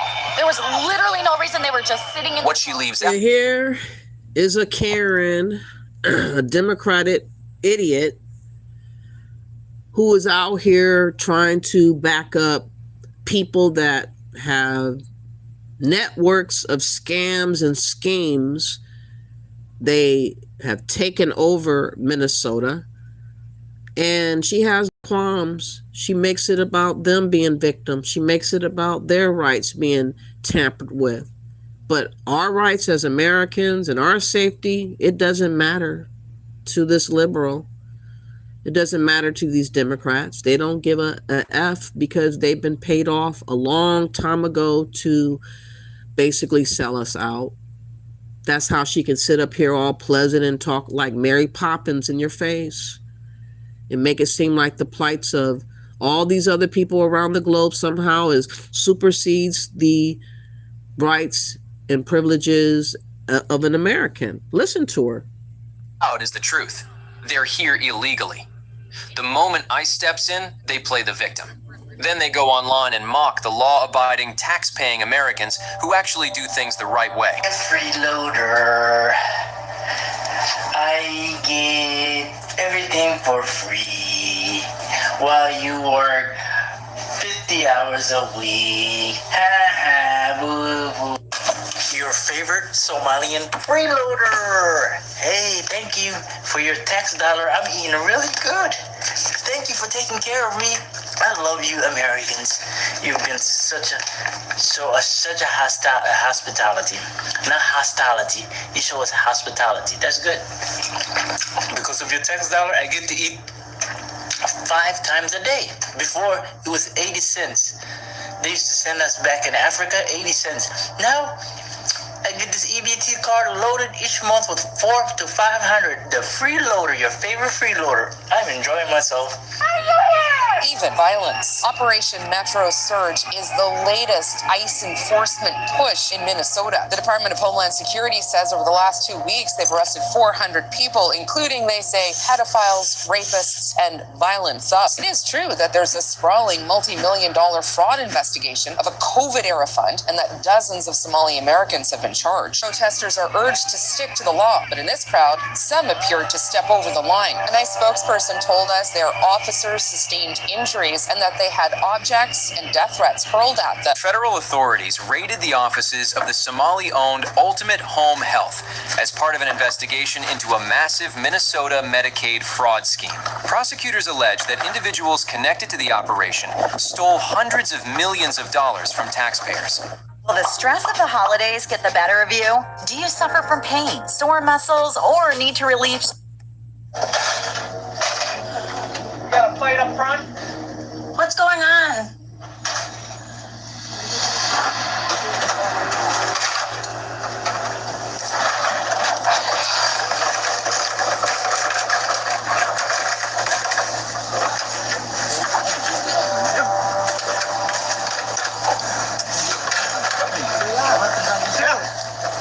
Relax. Now get down.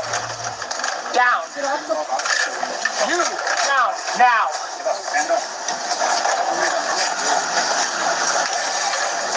Oh, it's cold as fuck. Ain't no way. Come on.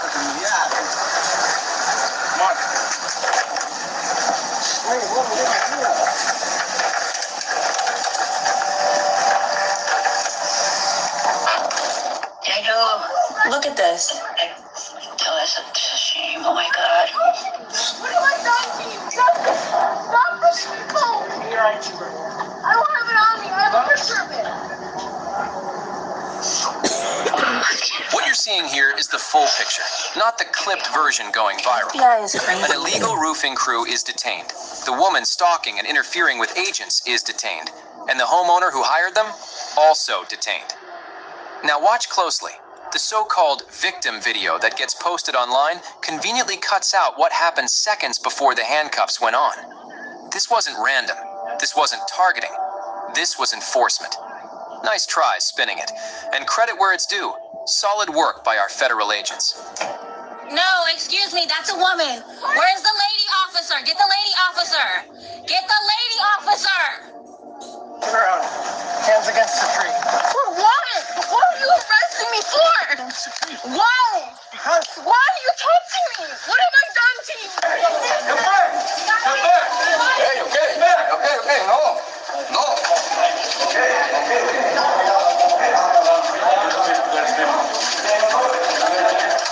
I'll be honest, watching these arrest videos is oddly satisfying because it shows the law actually being enforced. No speeches, no excuses, just accountability. If you're here illegally and breaking the rules, the outcome is simple: thrown out of country. You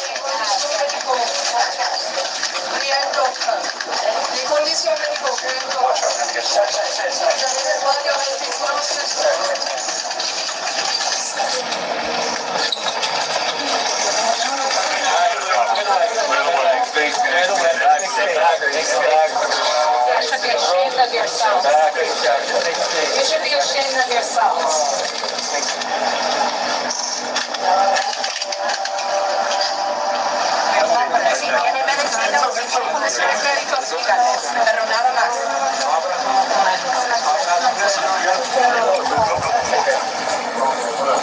It is hard work for what the ICE agents do.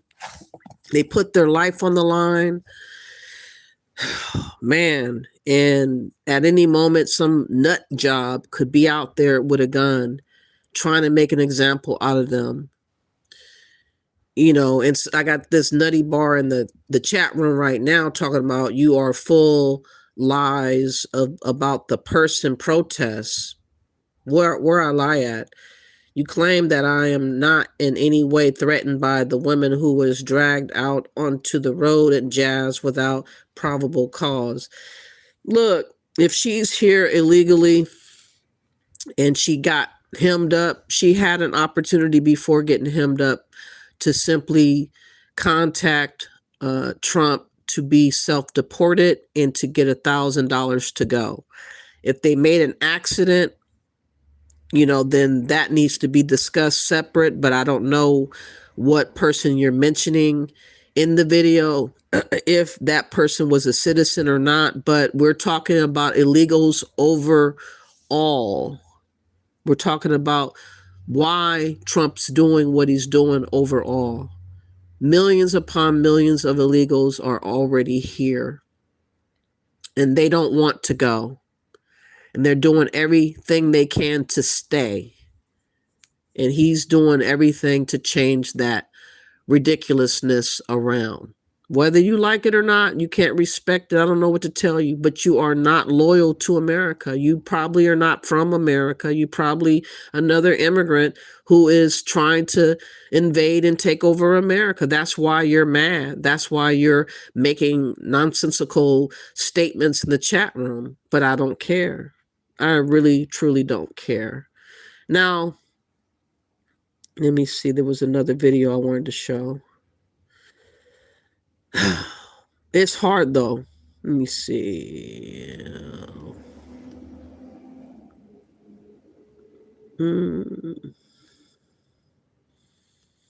Let me give you an example of what I mean about not having allegiance.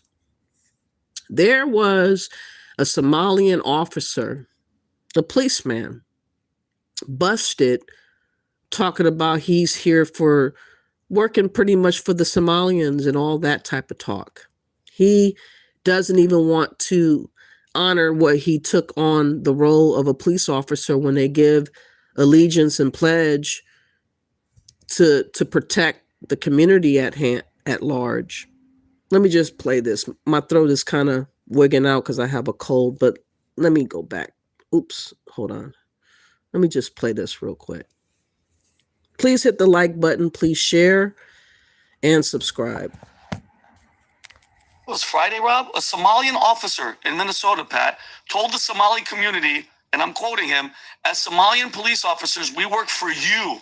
And that is why we are different from foreigners and white officers. Pat, can we play this? Go for it. Day and night we stand for you and serve you. As you know, we came to this country as refugees. There were no Somalian police officers. So now that we have them hired, it means we're working for our own people. We understand the culture, we understand the language, we understand the way of life. That's why we are different from foreigners or white officers. We build that bridge, that gap. So thank you again. And you know that every Somalian police officer, whether you're in the homeland or abroad, works for you. When you're asleep at night, when you're resting, we're the ones protecting you.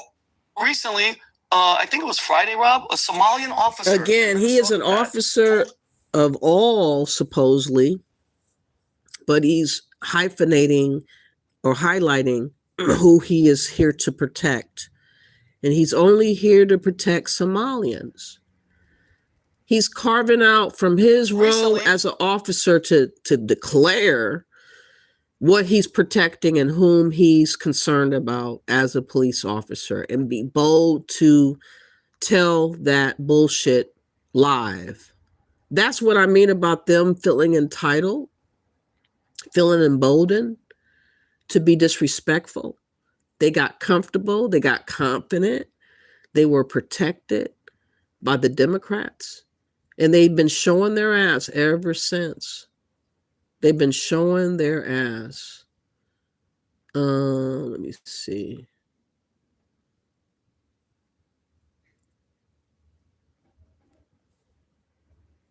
Yes, back to Somalia for sure. Now, as y'all know, the birthright citizenship is another big one coming. Man, it's going to be a hot summer. Either June or July, they're going to bring up that birthright citizenship case in the Supreme Court.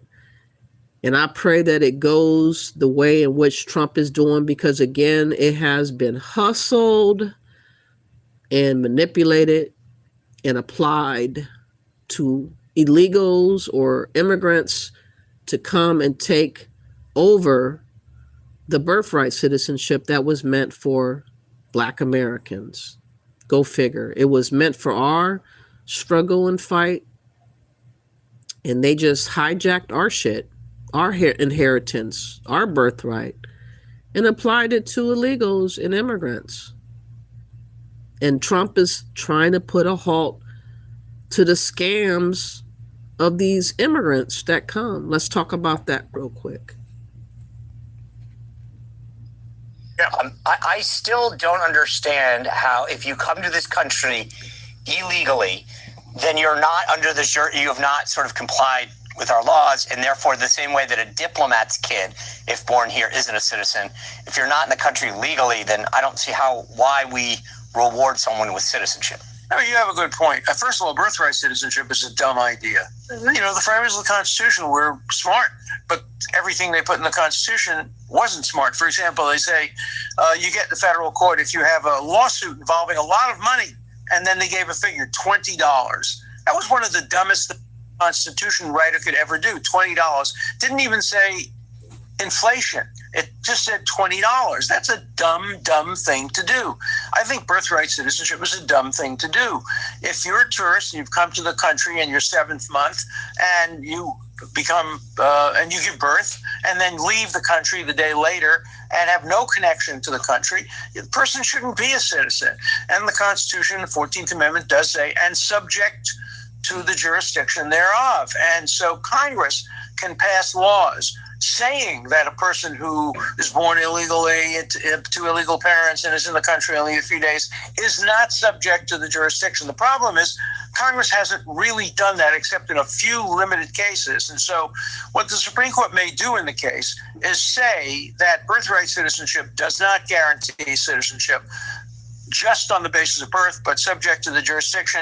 And we await congressional action to see what they say and whether we can uphold. So I think this is the beginning of a process that will probably take some years before we know for sure.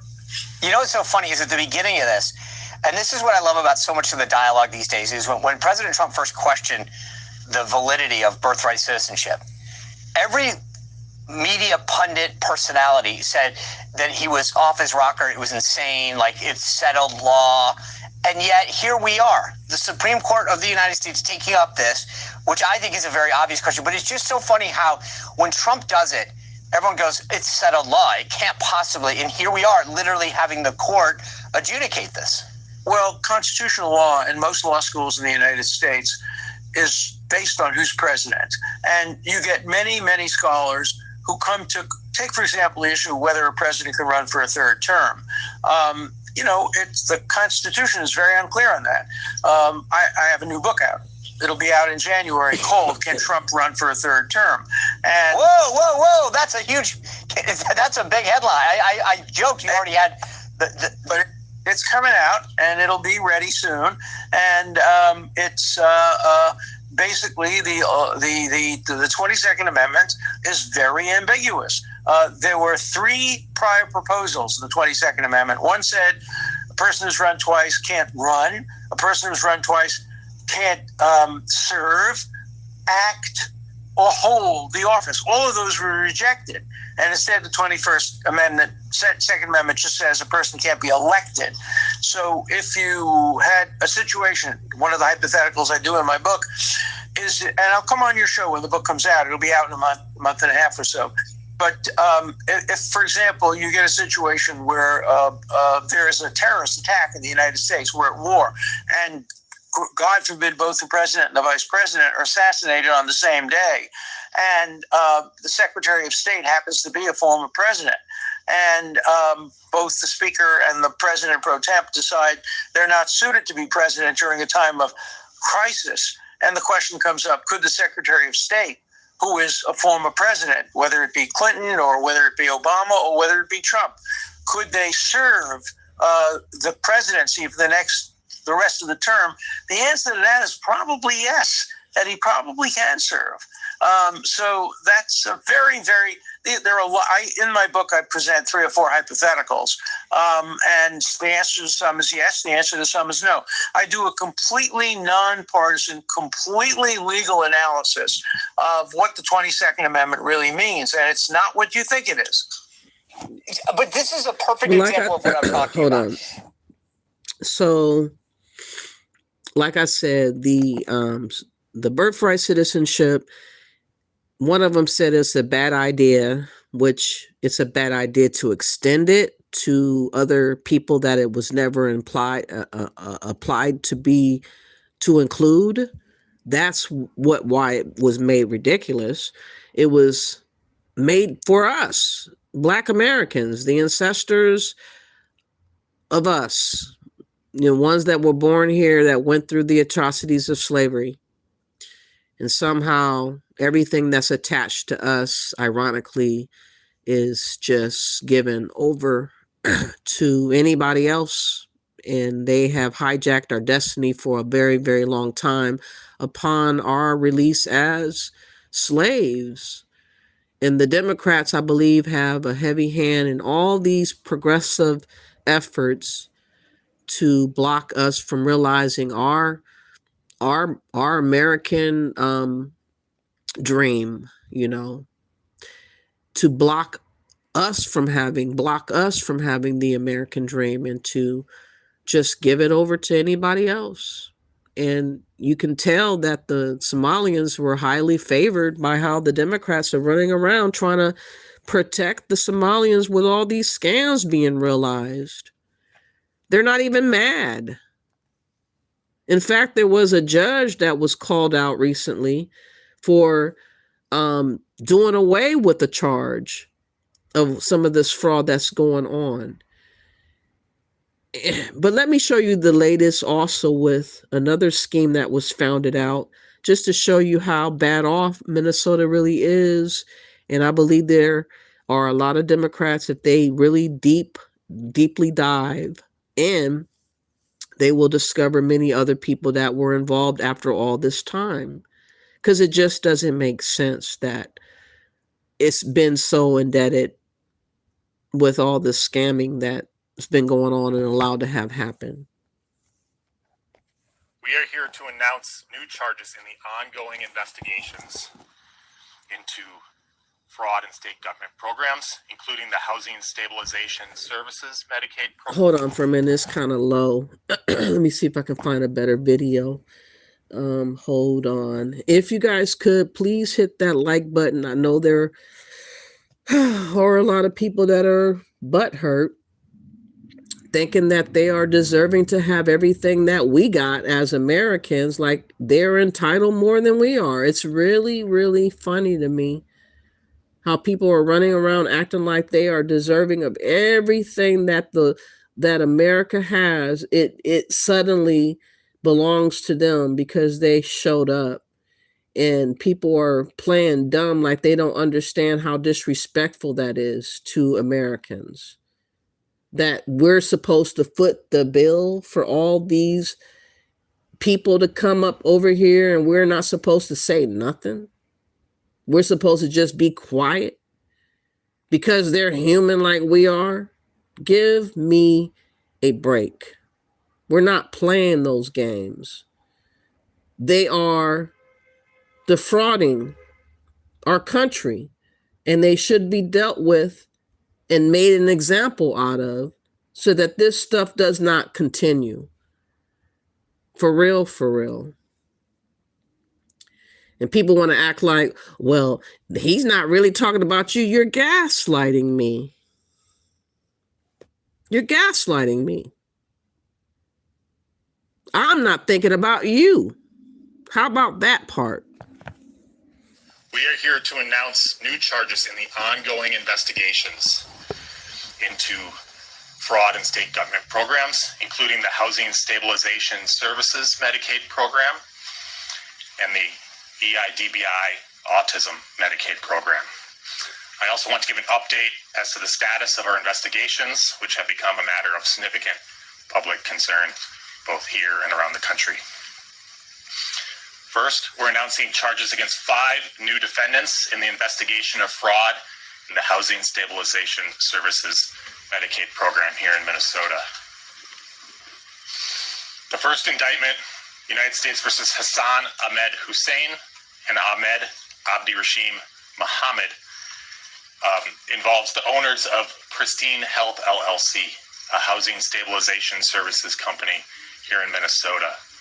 These 2 defendants enrolled in the Housing Stabilization Services program, purportedly to provide services helping people who were facing housing instability find and maintain stable housing. They did no such thing. Instead, they submitted fraudulent claims to Medicaid for services that they did not actually provide to those individual clients.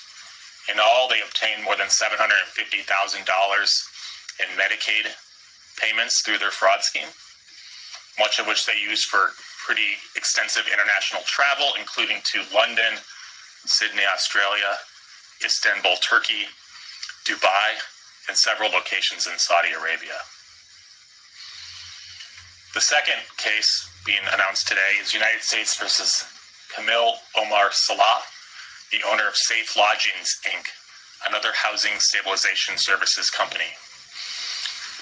As with the other defendants, Mr. Salah enrolled in the Housing Stabilization Program and began claiming to be providing housing stabilization services to people that were leaving drug and alcohol rehabilitation facilities. Again, he did no such thing. Instead, he just submitted fraudulent claims for services that he never provided. He submitted more than $1.4 million in fraudulent Medicaid claims, which he used to purchase more than $150,000 in cryptocurrency, as well as to fund his lifestyle. We learned recently that Mr. Salah actually fled the United States, after his company received a grand jury subpoena for records related to his participation in the Housing Stabilization Services program. The 4th and 5th defendants are charged in United States versus Anthony Waddle Jefferson and Lester Brown. And this case is slightly different. This is an instance of what's essentially fraud tourism. Mr. Jefferson and Brown were residents of Philadelphia who had no connection to Minnesota, except for they heard that Minnesota and its Housing Stabilization Services program was easy money. And so they traveled to Minnesota, enrolled their companies, Chosen Runner LLC and Retzel Real Estate LLC, in the Housing Stabilization Services Medicaid program here in Minnesota. They then returned to Philadelphia and began submitting fraudulent claims to Minnesota Medicaid here, through which they obtained more than $3.5 million in fraudulent Medicaid payments. This fraud tourism is new, although we've heard of it as investigators here. I mean, these defendants came here not to enjoy our lakes, our beautiful summers, our warm people. They came here because they knew and understood that Minnesota was a place where taxpayer money could be taken with little risk and few consequences. Fortunately, through the hard work of the agents, that we have been able to charge them for their role here. To date, we have charged 13 people for their role in the scheme to defraud the Housing Stabilization Services Program, and that investigation remains very much ongoing. We expect additional charges in the coming weeks and months. But we ain't supposed to say nothing because they're people, they're human, they have kids. Woo, this mess is out of control. Not only that, we also had immigrants scam the system, claiming to be sworn in. A migrant was sworn in as a councilman, married a lesbian to commit immigration fraud, according to this report. So they're all over the place, just taking advantage. And everything is out in the open. You cannot unsee what you have seen. If you go back to being dumb down because you're so-called black skin, you're irrelevant. You are dumb, and no one respects dumb birds like that. Look at this. I'm Christina Owayo in Dallas, and here are your top stories. Juan Arias, an illegal migrant from Colombia who received a free ride to college and allegedly committed immigration fraud, has just been sworn in as a city councilman in Charlotte. The 27-year-old is getting major backlash over his alleged sham marriage to gain citizenship and his acceptance of taxpayer-funded assistance, which was denied to many American citizens. Accusations surrounding Arias are that he is a gay man who married a lesbian woman to become a citizen. He was born in Colombia and was brought into the country illegally with his illegal migrant parents, who then received taxpayer-subsidized housing. He was then given a full-ride scholarship to Queen's University of Charlotte. Arias' free education is sparking backlash for taking money away from citizens and legal migrants who followed the law to enter the country legally. In resurfaced videos, he talks about marrying his high school best friend, a woman at the age of 18, saying, "That is how I got my citizenship." The marriage dissolved after about a year, with Arias claiming that they both suddenly discovered they were gay after they were married. He says he came out publicly at 19. However, another video shows him saying he came out as gay at 13, a fact that critics say is evidence of deliberate deception to game the system. Marriage fraud carries penalties, including denaturalization and deportation, and Arias' timeline raises red flags about the legitimacy of his green card application. Arias is now criticizing ICE operations, labeling recent arrests in Charlotte as quote-unquote terrorizing neighborhoods. That's what you need to know. In Dallas, Christina Owayo. I mean, what else do you guys need to know? I mean, if you guys still in denial, you just an enemy of America.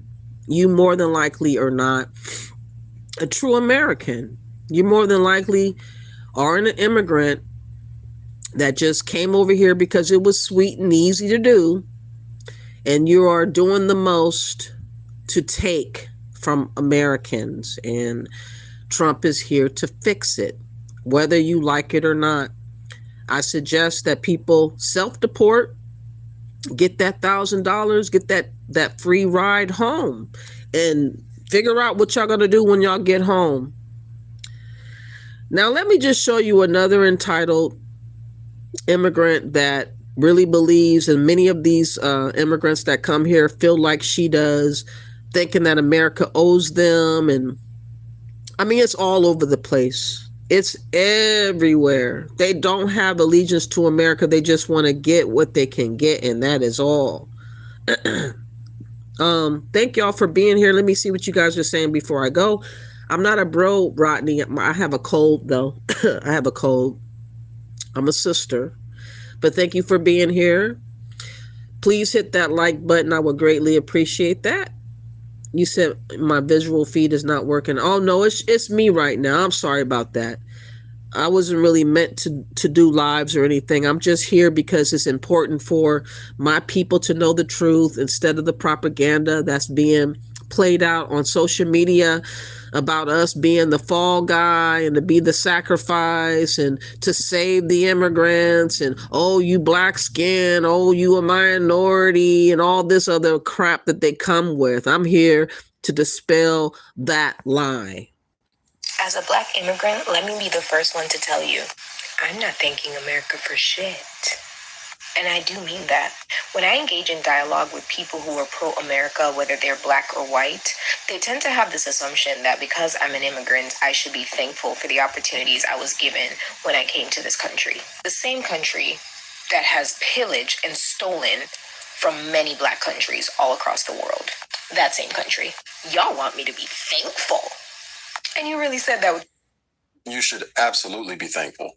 She said so many stupid things in such a short time. If you are an immigrant and you come to somebody else's country who started life here, for whatever reason, I don't care if it's you're running from, a dangerous environment, you're coming over here just for better working opportunities.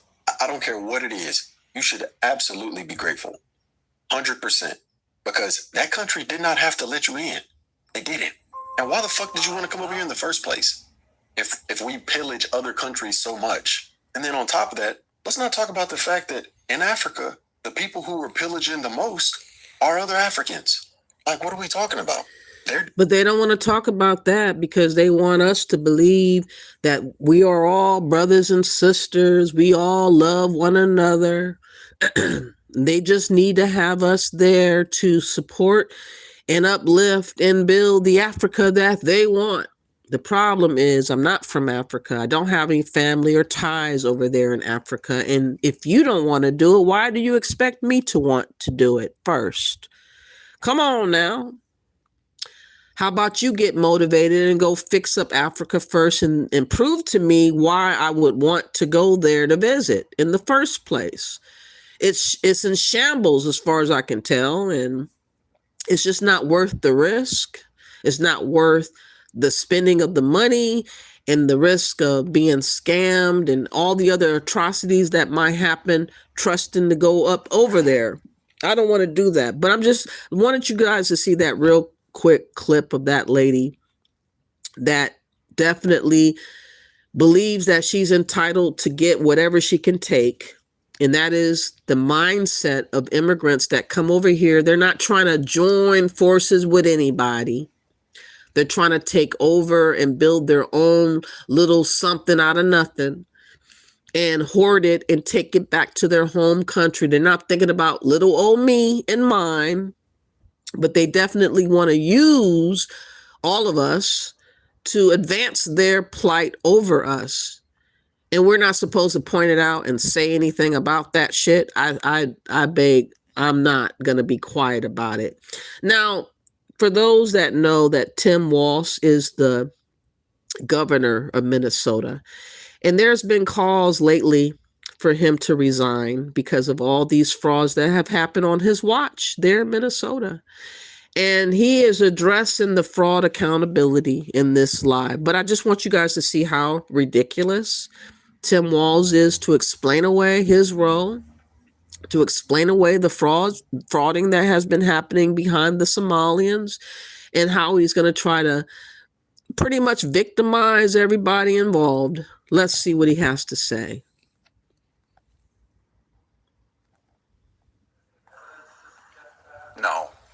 No, look, let me say on this, and again, we've said it from the beginning. We've been saying it for years as we've worked on this.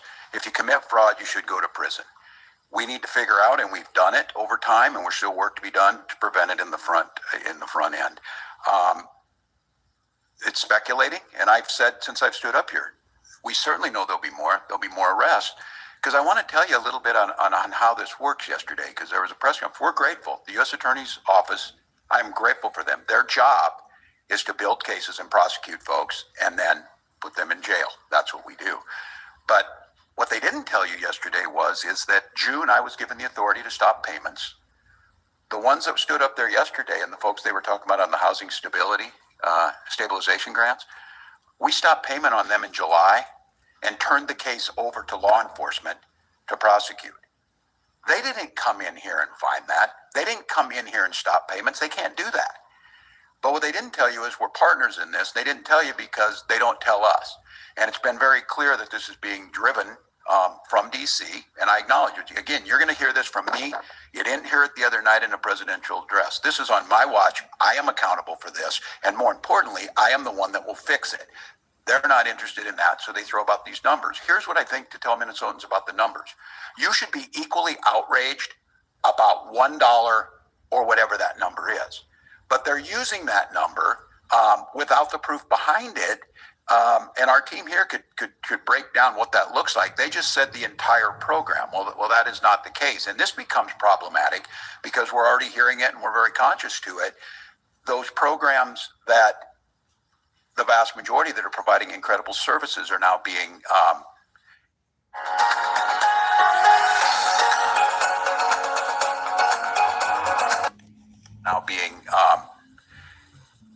are being put at a disadvantage because we're not able to get them out. So no, we don't have any proof. I don't know if these guys, and I don't know if some of you know Inspector Clark. You can hear the folks from DHS. I'll let them comment a little bit because it's a number that I want to know. Here's what I would say is you're going to see more of these arrests. You're going to see more of these folks happening because many of these are loaded into the system about a year ago. They've been stop payments. We know who they are and they're going to prison. It's just a matter of building the case because it doesn't happen overnight.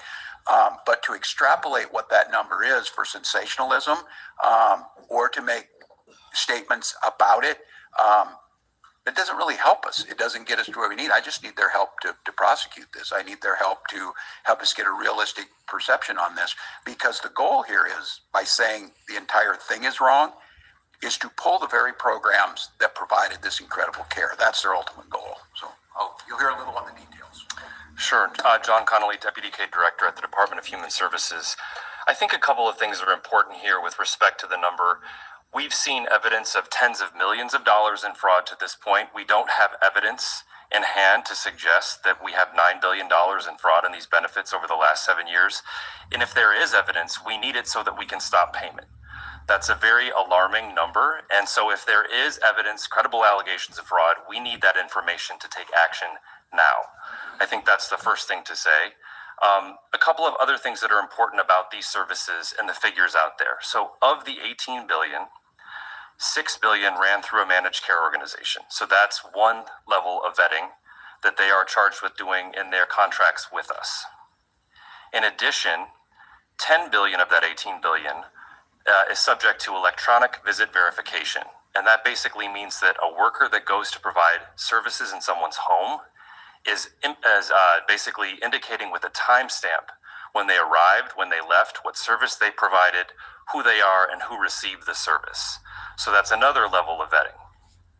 The third is that 11... Isn't it fascinating that they have like a blanketed check to make up stuff as they go, not being oversightly managed in the beginning, like most programs make you come in, improve who you are and showcase this and that. They're like getting data after the fact. They're kind of like bringing, up to par what, these numbers are supposed to be meaning to the programs that are brought up. But that's not really how programs work. And why was it open-ended for these Somalians to have millions and billions of dollars to be able to make up numbers and make up situations to begin with? I have never heard of Americans having access to millions and billions of dollars to just as they go make up claims to this and that and the third. But somehow he's trying to make it seem like this is ordinary, this is normal, it's no biggie. But the whole premise of how this thing was run and came to be was crazy to begin with. It didn't make sense to do. How did it come to exist in the first place? I'm pretty sure there's a whole host of people behind the scenes involved in all of this mess. But again, the benefactors were Somalians. They wanted to keep their voters satisfied so that they can keep them happy and voting for Democrats. And they didn't care to overlook what was being done. Millions and billions of dollars. Oh, we don't care as long as you're loyal voters. And now they're standing up pretending to act like they have control of an understanding of what's going on when they don't know shit. They're confused. I'm confused watching this shit. I'm really confused. And the dollar amounts by a county case manager. So we are looking at all of those things to be sure that our checks and balances are working, certainly in partnership with those folks that are part of our systems. But I think that is just an important piece of context. And then the last thing I'll say, there's been suggestion also that we are suddenly withholding payment or stopping payment. We have a 2-week compassionate transition period that we give to providers and county case managers to work on transitions of care, to make sure that folks who are impacted by a payment withhold applied to a provider have the ability to transition to another service provider as needed. So there are intentional actions in place to support folks who may be impacted by a provider with a withhold that's applied to them.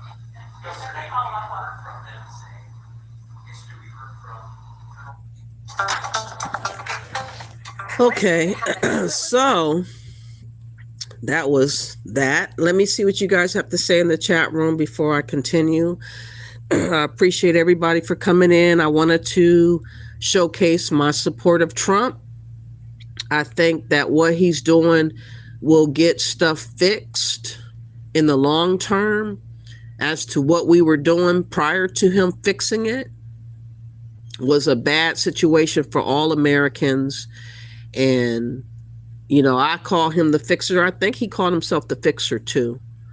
And he definitely is acting like a fixer. He is not just twiddling his thumbs and not acting. He is acting. Let me see. Thank you for waking Black Americans. Thank you for that. I'm trying, Sherry. I really want them to understand that we have got to have a backbone, Sherry. Because we've been told just to care about everybody because they're black skin or they're a minority. That is not going to work out anymore as being a Black American. That is not going to be the reason for my support. You got to actually support me. You got to actually support my people that are American.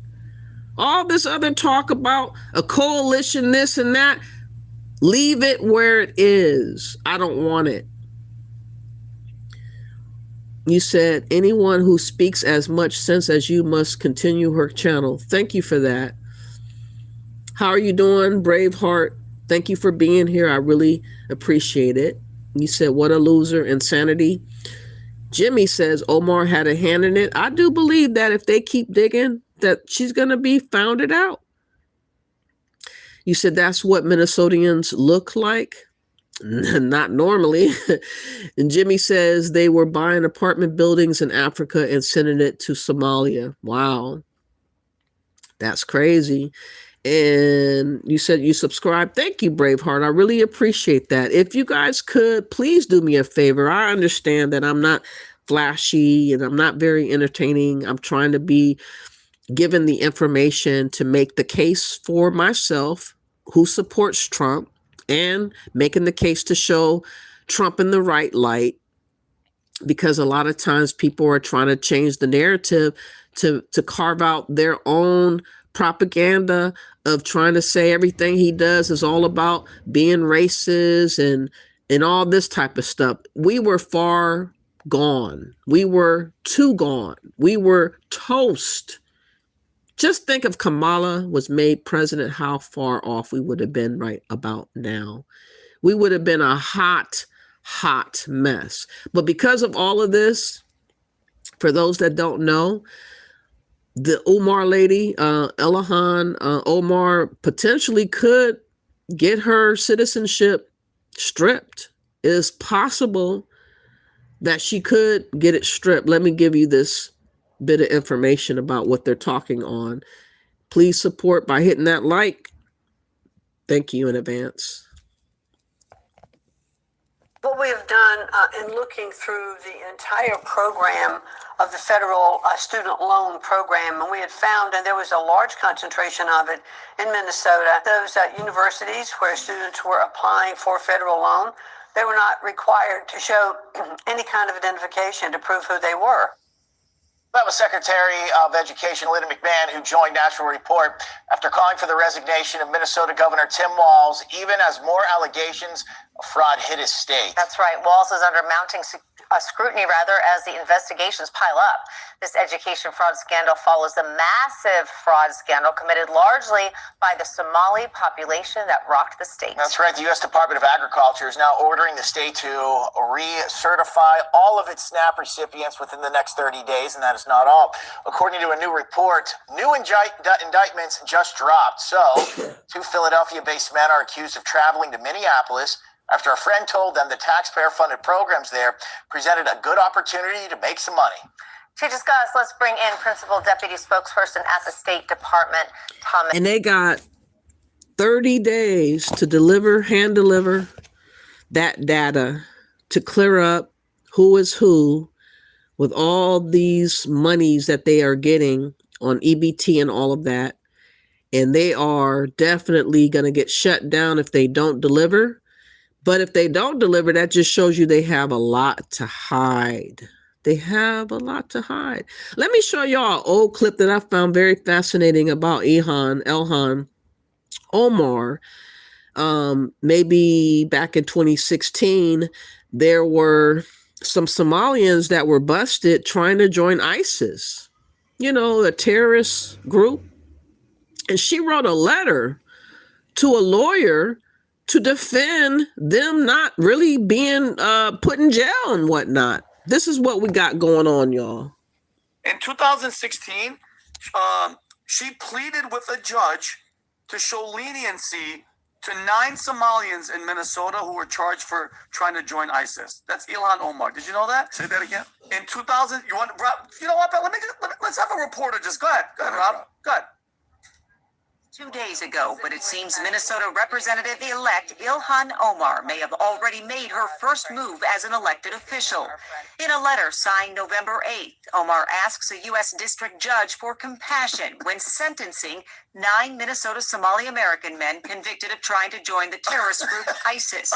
She says the best deterrent to fanaticism is a system of compassion. We must alter our attitude and approach if we truly want to affect change. We should refocus our efforts on inclusion and rehabilitation. Just in 2016, she pleaded with a judge to show leniency to 9 Somalians in Minnesota who were charged she for trying to don't join ISIS. have allegiance to America. She has allegiance to Somalia. She has allegiance to her people. She didn't come over here to assimilate. She came over here to carve out a spot for her own, to call it her home. And the Democrats helped to do what they got away with doing for like 7 years. 7 long years of just draining the system and taking advantage. And everybody's acting surprised that the Somalians are being put on blast. If it was a black person, a black American, there would never be nobody batting an eye, though. For so long, we have been the poster child of crime. And now all these illegals and aliens and immigrants, whether you're legal or not, supposedly, are holding your own weight. There's no black American coming to save you or pretend that they're you to join in the festivities of your mess. And that's why many of you immigrants are pissed off that we have delineated and got to our brain again to think for ourselves. But remember, the Somalians were screaming for years that they weren't black, that they were Somalian. And now that they're in trouble, many of them are claiming that they're black suddenly. And you do not have the right to use that card. You're not us. You're not the right kind of black. You're not the American type of black. So it ain't gonna work out no more. But nice try, but it doesn't fly. Somali, bro. You get me, blood? We're not no fucking black people, bro. Somalis are not black, and let me explain why. Looking at me right now, chat, am I black? I'm literally brown.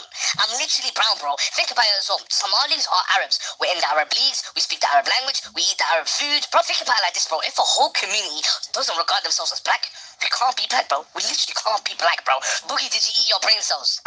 Really and truly, Somalis are Arabs, bro. Think about it, bro. We're in the Arab leagues, we speak the Arab language. Bro, tell me I'm not lying, bro.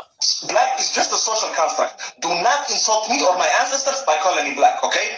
When the first European came to Somalia, they called us Caucasian, dark Caucasians. My hair is different, nose different, facial structure different, even voice. Tweet today talking about the fact that Trump is targeting Somali people in Minnesota is going to put Black Americans at risk. I don't think so. I think that Black Americans and Somali people don't look anything alike, first of all. Second of all, they don't even consider themselves black. You think that a person, any person, can't tell the difference between a Black American and a Somali person? I don't think so. I think that you can tell the difference between a Somali person and a Black American person. Like, I really do. And I'm just saying. We are Somalis, not black. There, I said it. All right? Everyone is keep asking, why don't Somalis want to identify as black? It's simple. The term black was never a word to begin with. Yeah. The term black, it didn't come from Africa. It came from America. Hello. Right? It was designed. And that is why I only claim Black Americans are as being black. Every other melanated people, I consider you melanated. I consider you from your island or your continent or country in Africa. I don't call you black. When I talk about blackness, I'm talking about me and mine, literally. So I want y'all to stay on that energy of what you guys were talking on. Many of you Africans before we're not black. We're from Nigeria. We're from Somalia. We're from Ghana and all these other types of things. Now that you're in trouble, you want us to believe that we're all one. You want us to hold on tight to being black with you. No, we're not going to do that. We are American black. We're not your type of black. Okay? You hold your weight. I'll hold my weight. That's what we're going to do. To separate slaves from Europeans. It was not designed to celebrate identity. It was to control it. Yeah. So when Somalis came to the West, we didn't suddenly become black. We were labeled. I don't care who said first, but we are not black. We are Somalis, we are not black. I don't know how to explain you guys this. This is like 5 years we are fighting about this topic. Let's change it. Y'all remember when we tried to tell them? When we said that distancing yourself from blackness wouldn't save you, that the system sees you as black, whether you claim it or not. Well, Somalis spent years saying, we are not black. And now that reality is hitting them hard, they're learning what Black Americans have always known. The system doesn't care what you call yourself.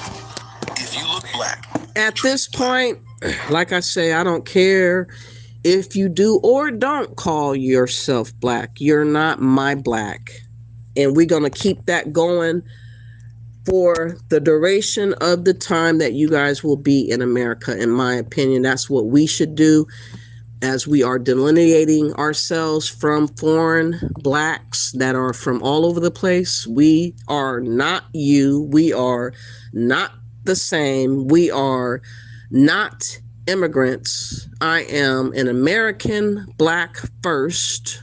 I do not have an allegiance to the continent of Africa. I don't have allegiance to the Caribbeans. I don't have allegiance to so-called blackness because you guys don't have allegiance to none of those things either.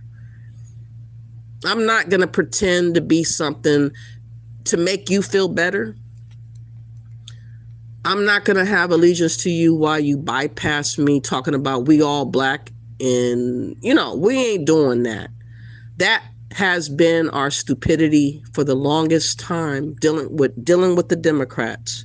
We have tricked ourselves out of our positions as Americans for far too long, and that day is over. I want you guys to listen to this white guy. I found this video earlier today, but it was very interesting. He brought up the conversation on identity.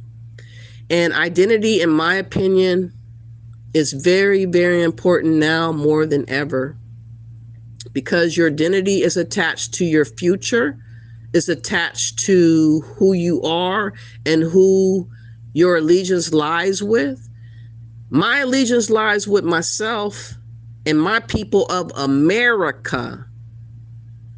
I don't have other allegiances outside of America. People want me to, but it don't make sense to do that when they're trying to come to America to become who I am. No, we can't compete and call it unity. I can't close my eyes and ears and pretend like I didn't hear and see what I've seen. But listen to what he had to say about identity. He goes into a little bit talking about God and whatnot, but he's really driving home identity. And I think Black Americans should understand, most importantly, our identity is in the soil of America. We've been here for hundreds of years. We've sacrificed a lot to be here and struggle here. I'm not giving up my identity because other melanated foreign Blacks have arrived in America, and I'm somehow supposed to forget what my identity has been this whole time before I seen who they were. I am not a Pan-African. I don't believe in it because it's not being practiced anywhere.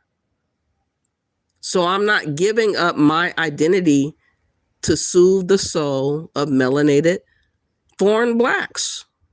Sorry, we're not doing that. You can do that and be dumb and gullible, but I won't join in the festivities of that foolishness.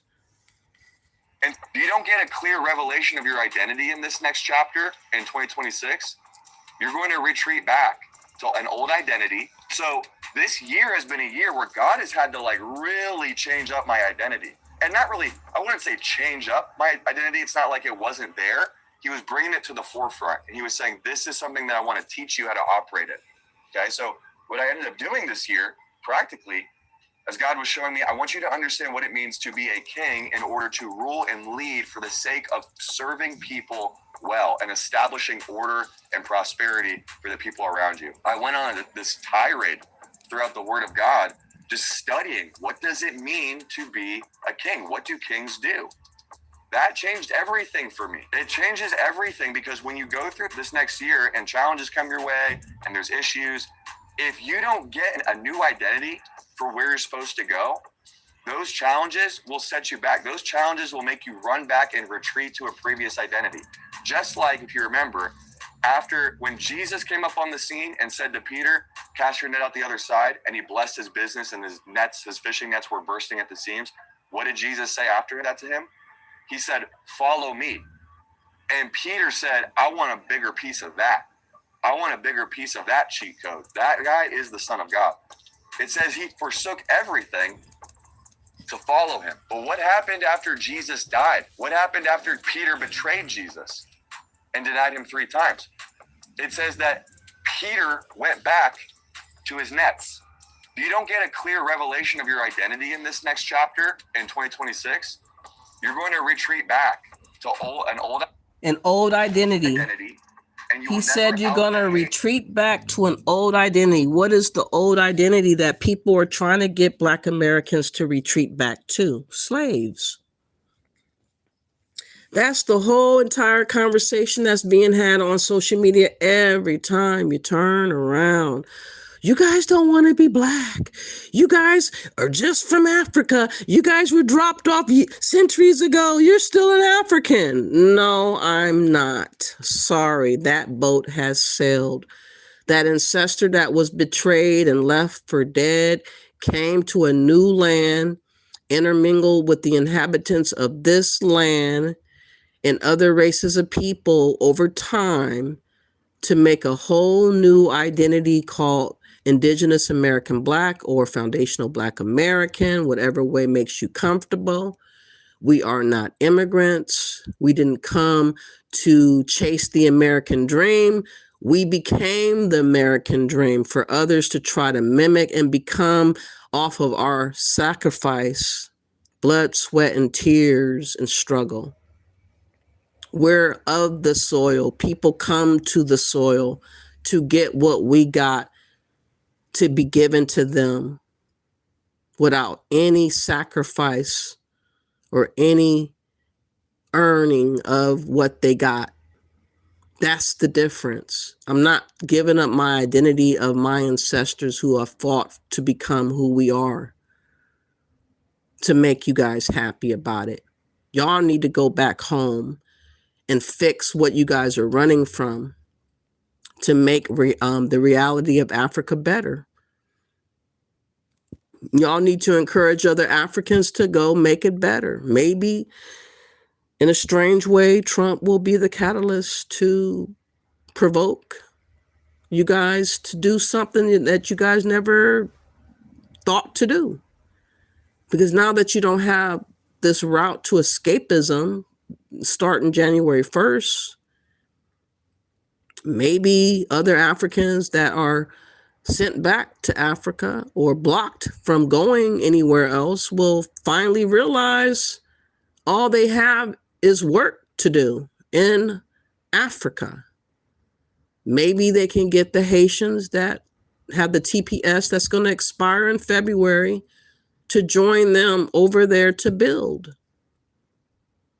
But y'all can't skip all of that conversation to come to Black Americans talking about what can we do for y'all.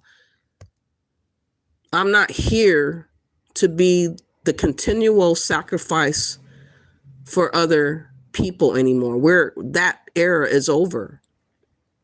We are not Malcolm X. We're not Martin Luther King. We are, in 2025, a whole new breed of American. And we want to survive. We don't want to sacrifice for others any longer. That's not our role anymore. You guys going to have to get over that mindset of thinking that we got to do something for y'all. We're done. You see it. We're not out in the streets protesting. We're not going to be making scenes and going to jail and throwing our body in front of the ICE truck and all this other type of stuff. We're not doing it. You guys have to go out there and do it yourself. Or save your face and self-deport and get together with all these other people that are going home and figure out something new to do. But coming to platforms and arguing with Black Americans every single day, at this point, it's really, really stupid of y'all to do. Y'all wasting time.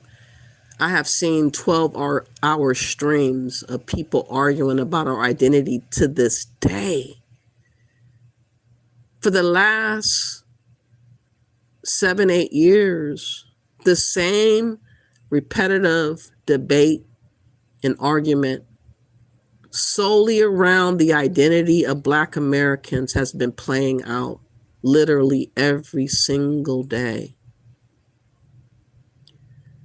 Africans have an issue, most of y'all, that y'all feel like you should be overseeing over us. You feel like you need to be the boss of us.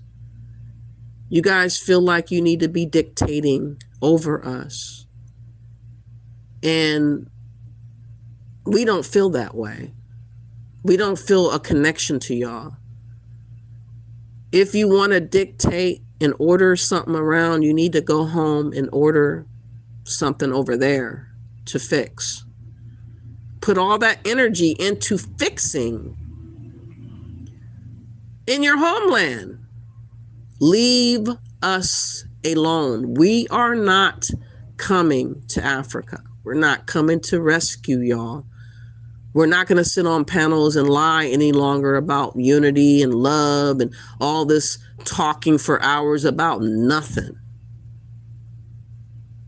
Y'all got work to do. And I suggest self-deport and get that $1,000 to get going. Some of y'all got a lot of money that you made over here in America. But the clock's ticking. And January 1st will be the beginning of a new dawn for y'all to go home. That's it. That's all. That's what it has to be.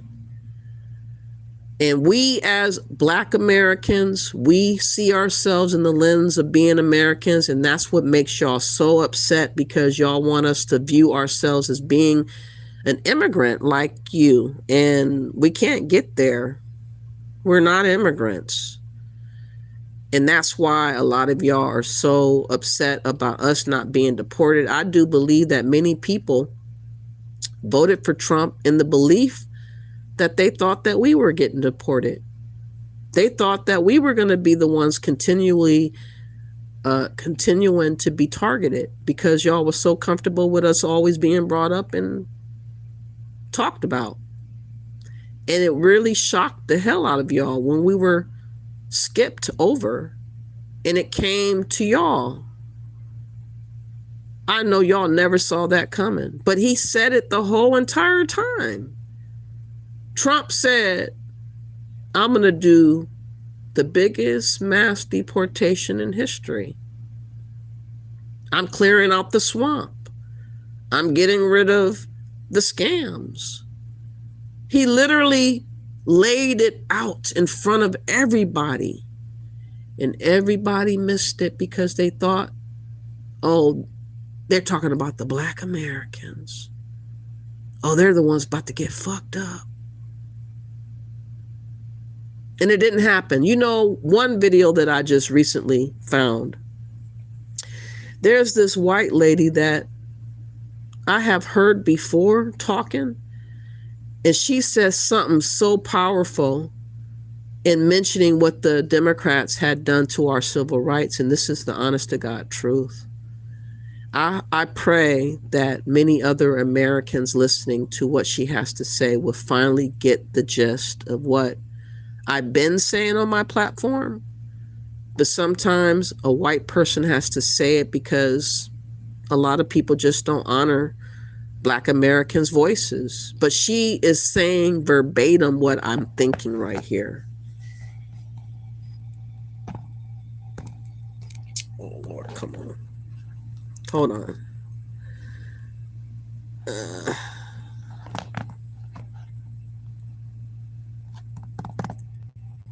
The United States of America. The United States. No, I think civil rights are for blacks. See, this is essentially the problem, and the Republicans. Can I just say, what have we done to the immigrants? We owe black people something. We have a legacy of slavery. Immigrants haven't even been in this country. That's why the Democrats are dropping the blacks and moving on to the Hispanics, because there are a larger group of Hispanics now. But the reason people are concerned about the words they use, the reason Americans care about civil rights, the reason we are sensitive to racism is for one issue and one issue only, and that is how black Americans were treated in this country. It is because of the legacy of slavery and Jim Crow. Those do not compare. Irish, the new groups, they always get a little bad treatment. Do not compare that to how blacks are treated in this country. You don't get to piggyback on the black experience in America. You do not get to do that just because you are a woman, an immigrant, gay, Hispanic. No, the rest of you can go F yourselves. See that? Ain't that what I've been saying? All right. No, I think civil rights verbatim. That's what I'm talking about. Ann Coulter. Shout out to her and every other white American or any other American that feels that way about how we as Black Americans have been bypassed. Our civil rights were hijacked. We never had an opportunity to realize our American dream fully.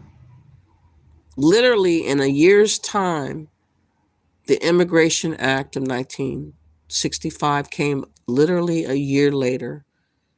and all the other immigrants from all over the globe came here and seized the American dream over us.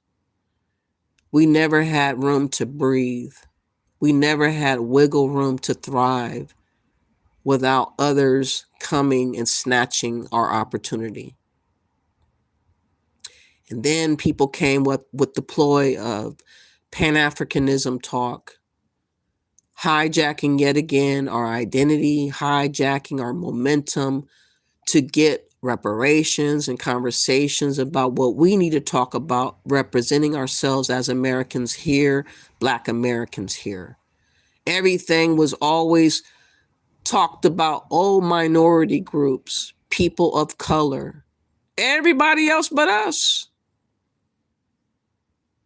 The jig is up. Trump has exposed all of this. He's fixing this issue whether you like it or not. And I'm happy about it because Black Americans weren't going to come together and unify collectively to get their mind right and make the right decision for themselves. They were always going to be all over the place, fragmented everywhere, indecisive everywhere, arguing everywhere, looking like fools online everywhere. And Trump put it all to rest, and it's all going to be made better. We're going to have room to breathe and recollect ourselves because there won't be a swarming of people taking over America, taking over opportunities, taking over housing, taking over. No, he's going to clear up everything. And I pray once the dust settles, a reset will be here and a new vision will be realized for all Americans, legal and of the soil. And it has to be that way for America to survive another generation. Because if it stayed the way in which it would stand, we would not even recognize America no more. It was not going to be recognizable. It was really going out sad. And Trump just flipped that upside down. So shout out to President Trump. And I mean, I know it's going to be a hard road for a lot of other people. Their dreams and everything have been dashed. But again, ours have been for so long. So join in the understanding of what has happened to us to now you have to share in the festivities of maybe looking to your continent or your home country and, do something you never desired to do. It has to work that way. But anyways, I've been on here long enough. I'll be back again probably Sunday to do more of this. I had other videos to show, but I'm kind of tired. My voice is giving out. But I hope that you guys got something out of this video. I hope that you guys would support by liking and sharing the video. And please come through on Sunday another time. I'll probably be back live between 11 and 12 on Sunday. Please like and share the video and bless up. Have a great day.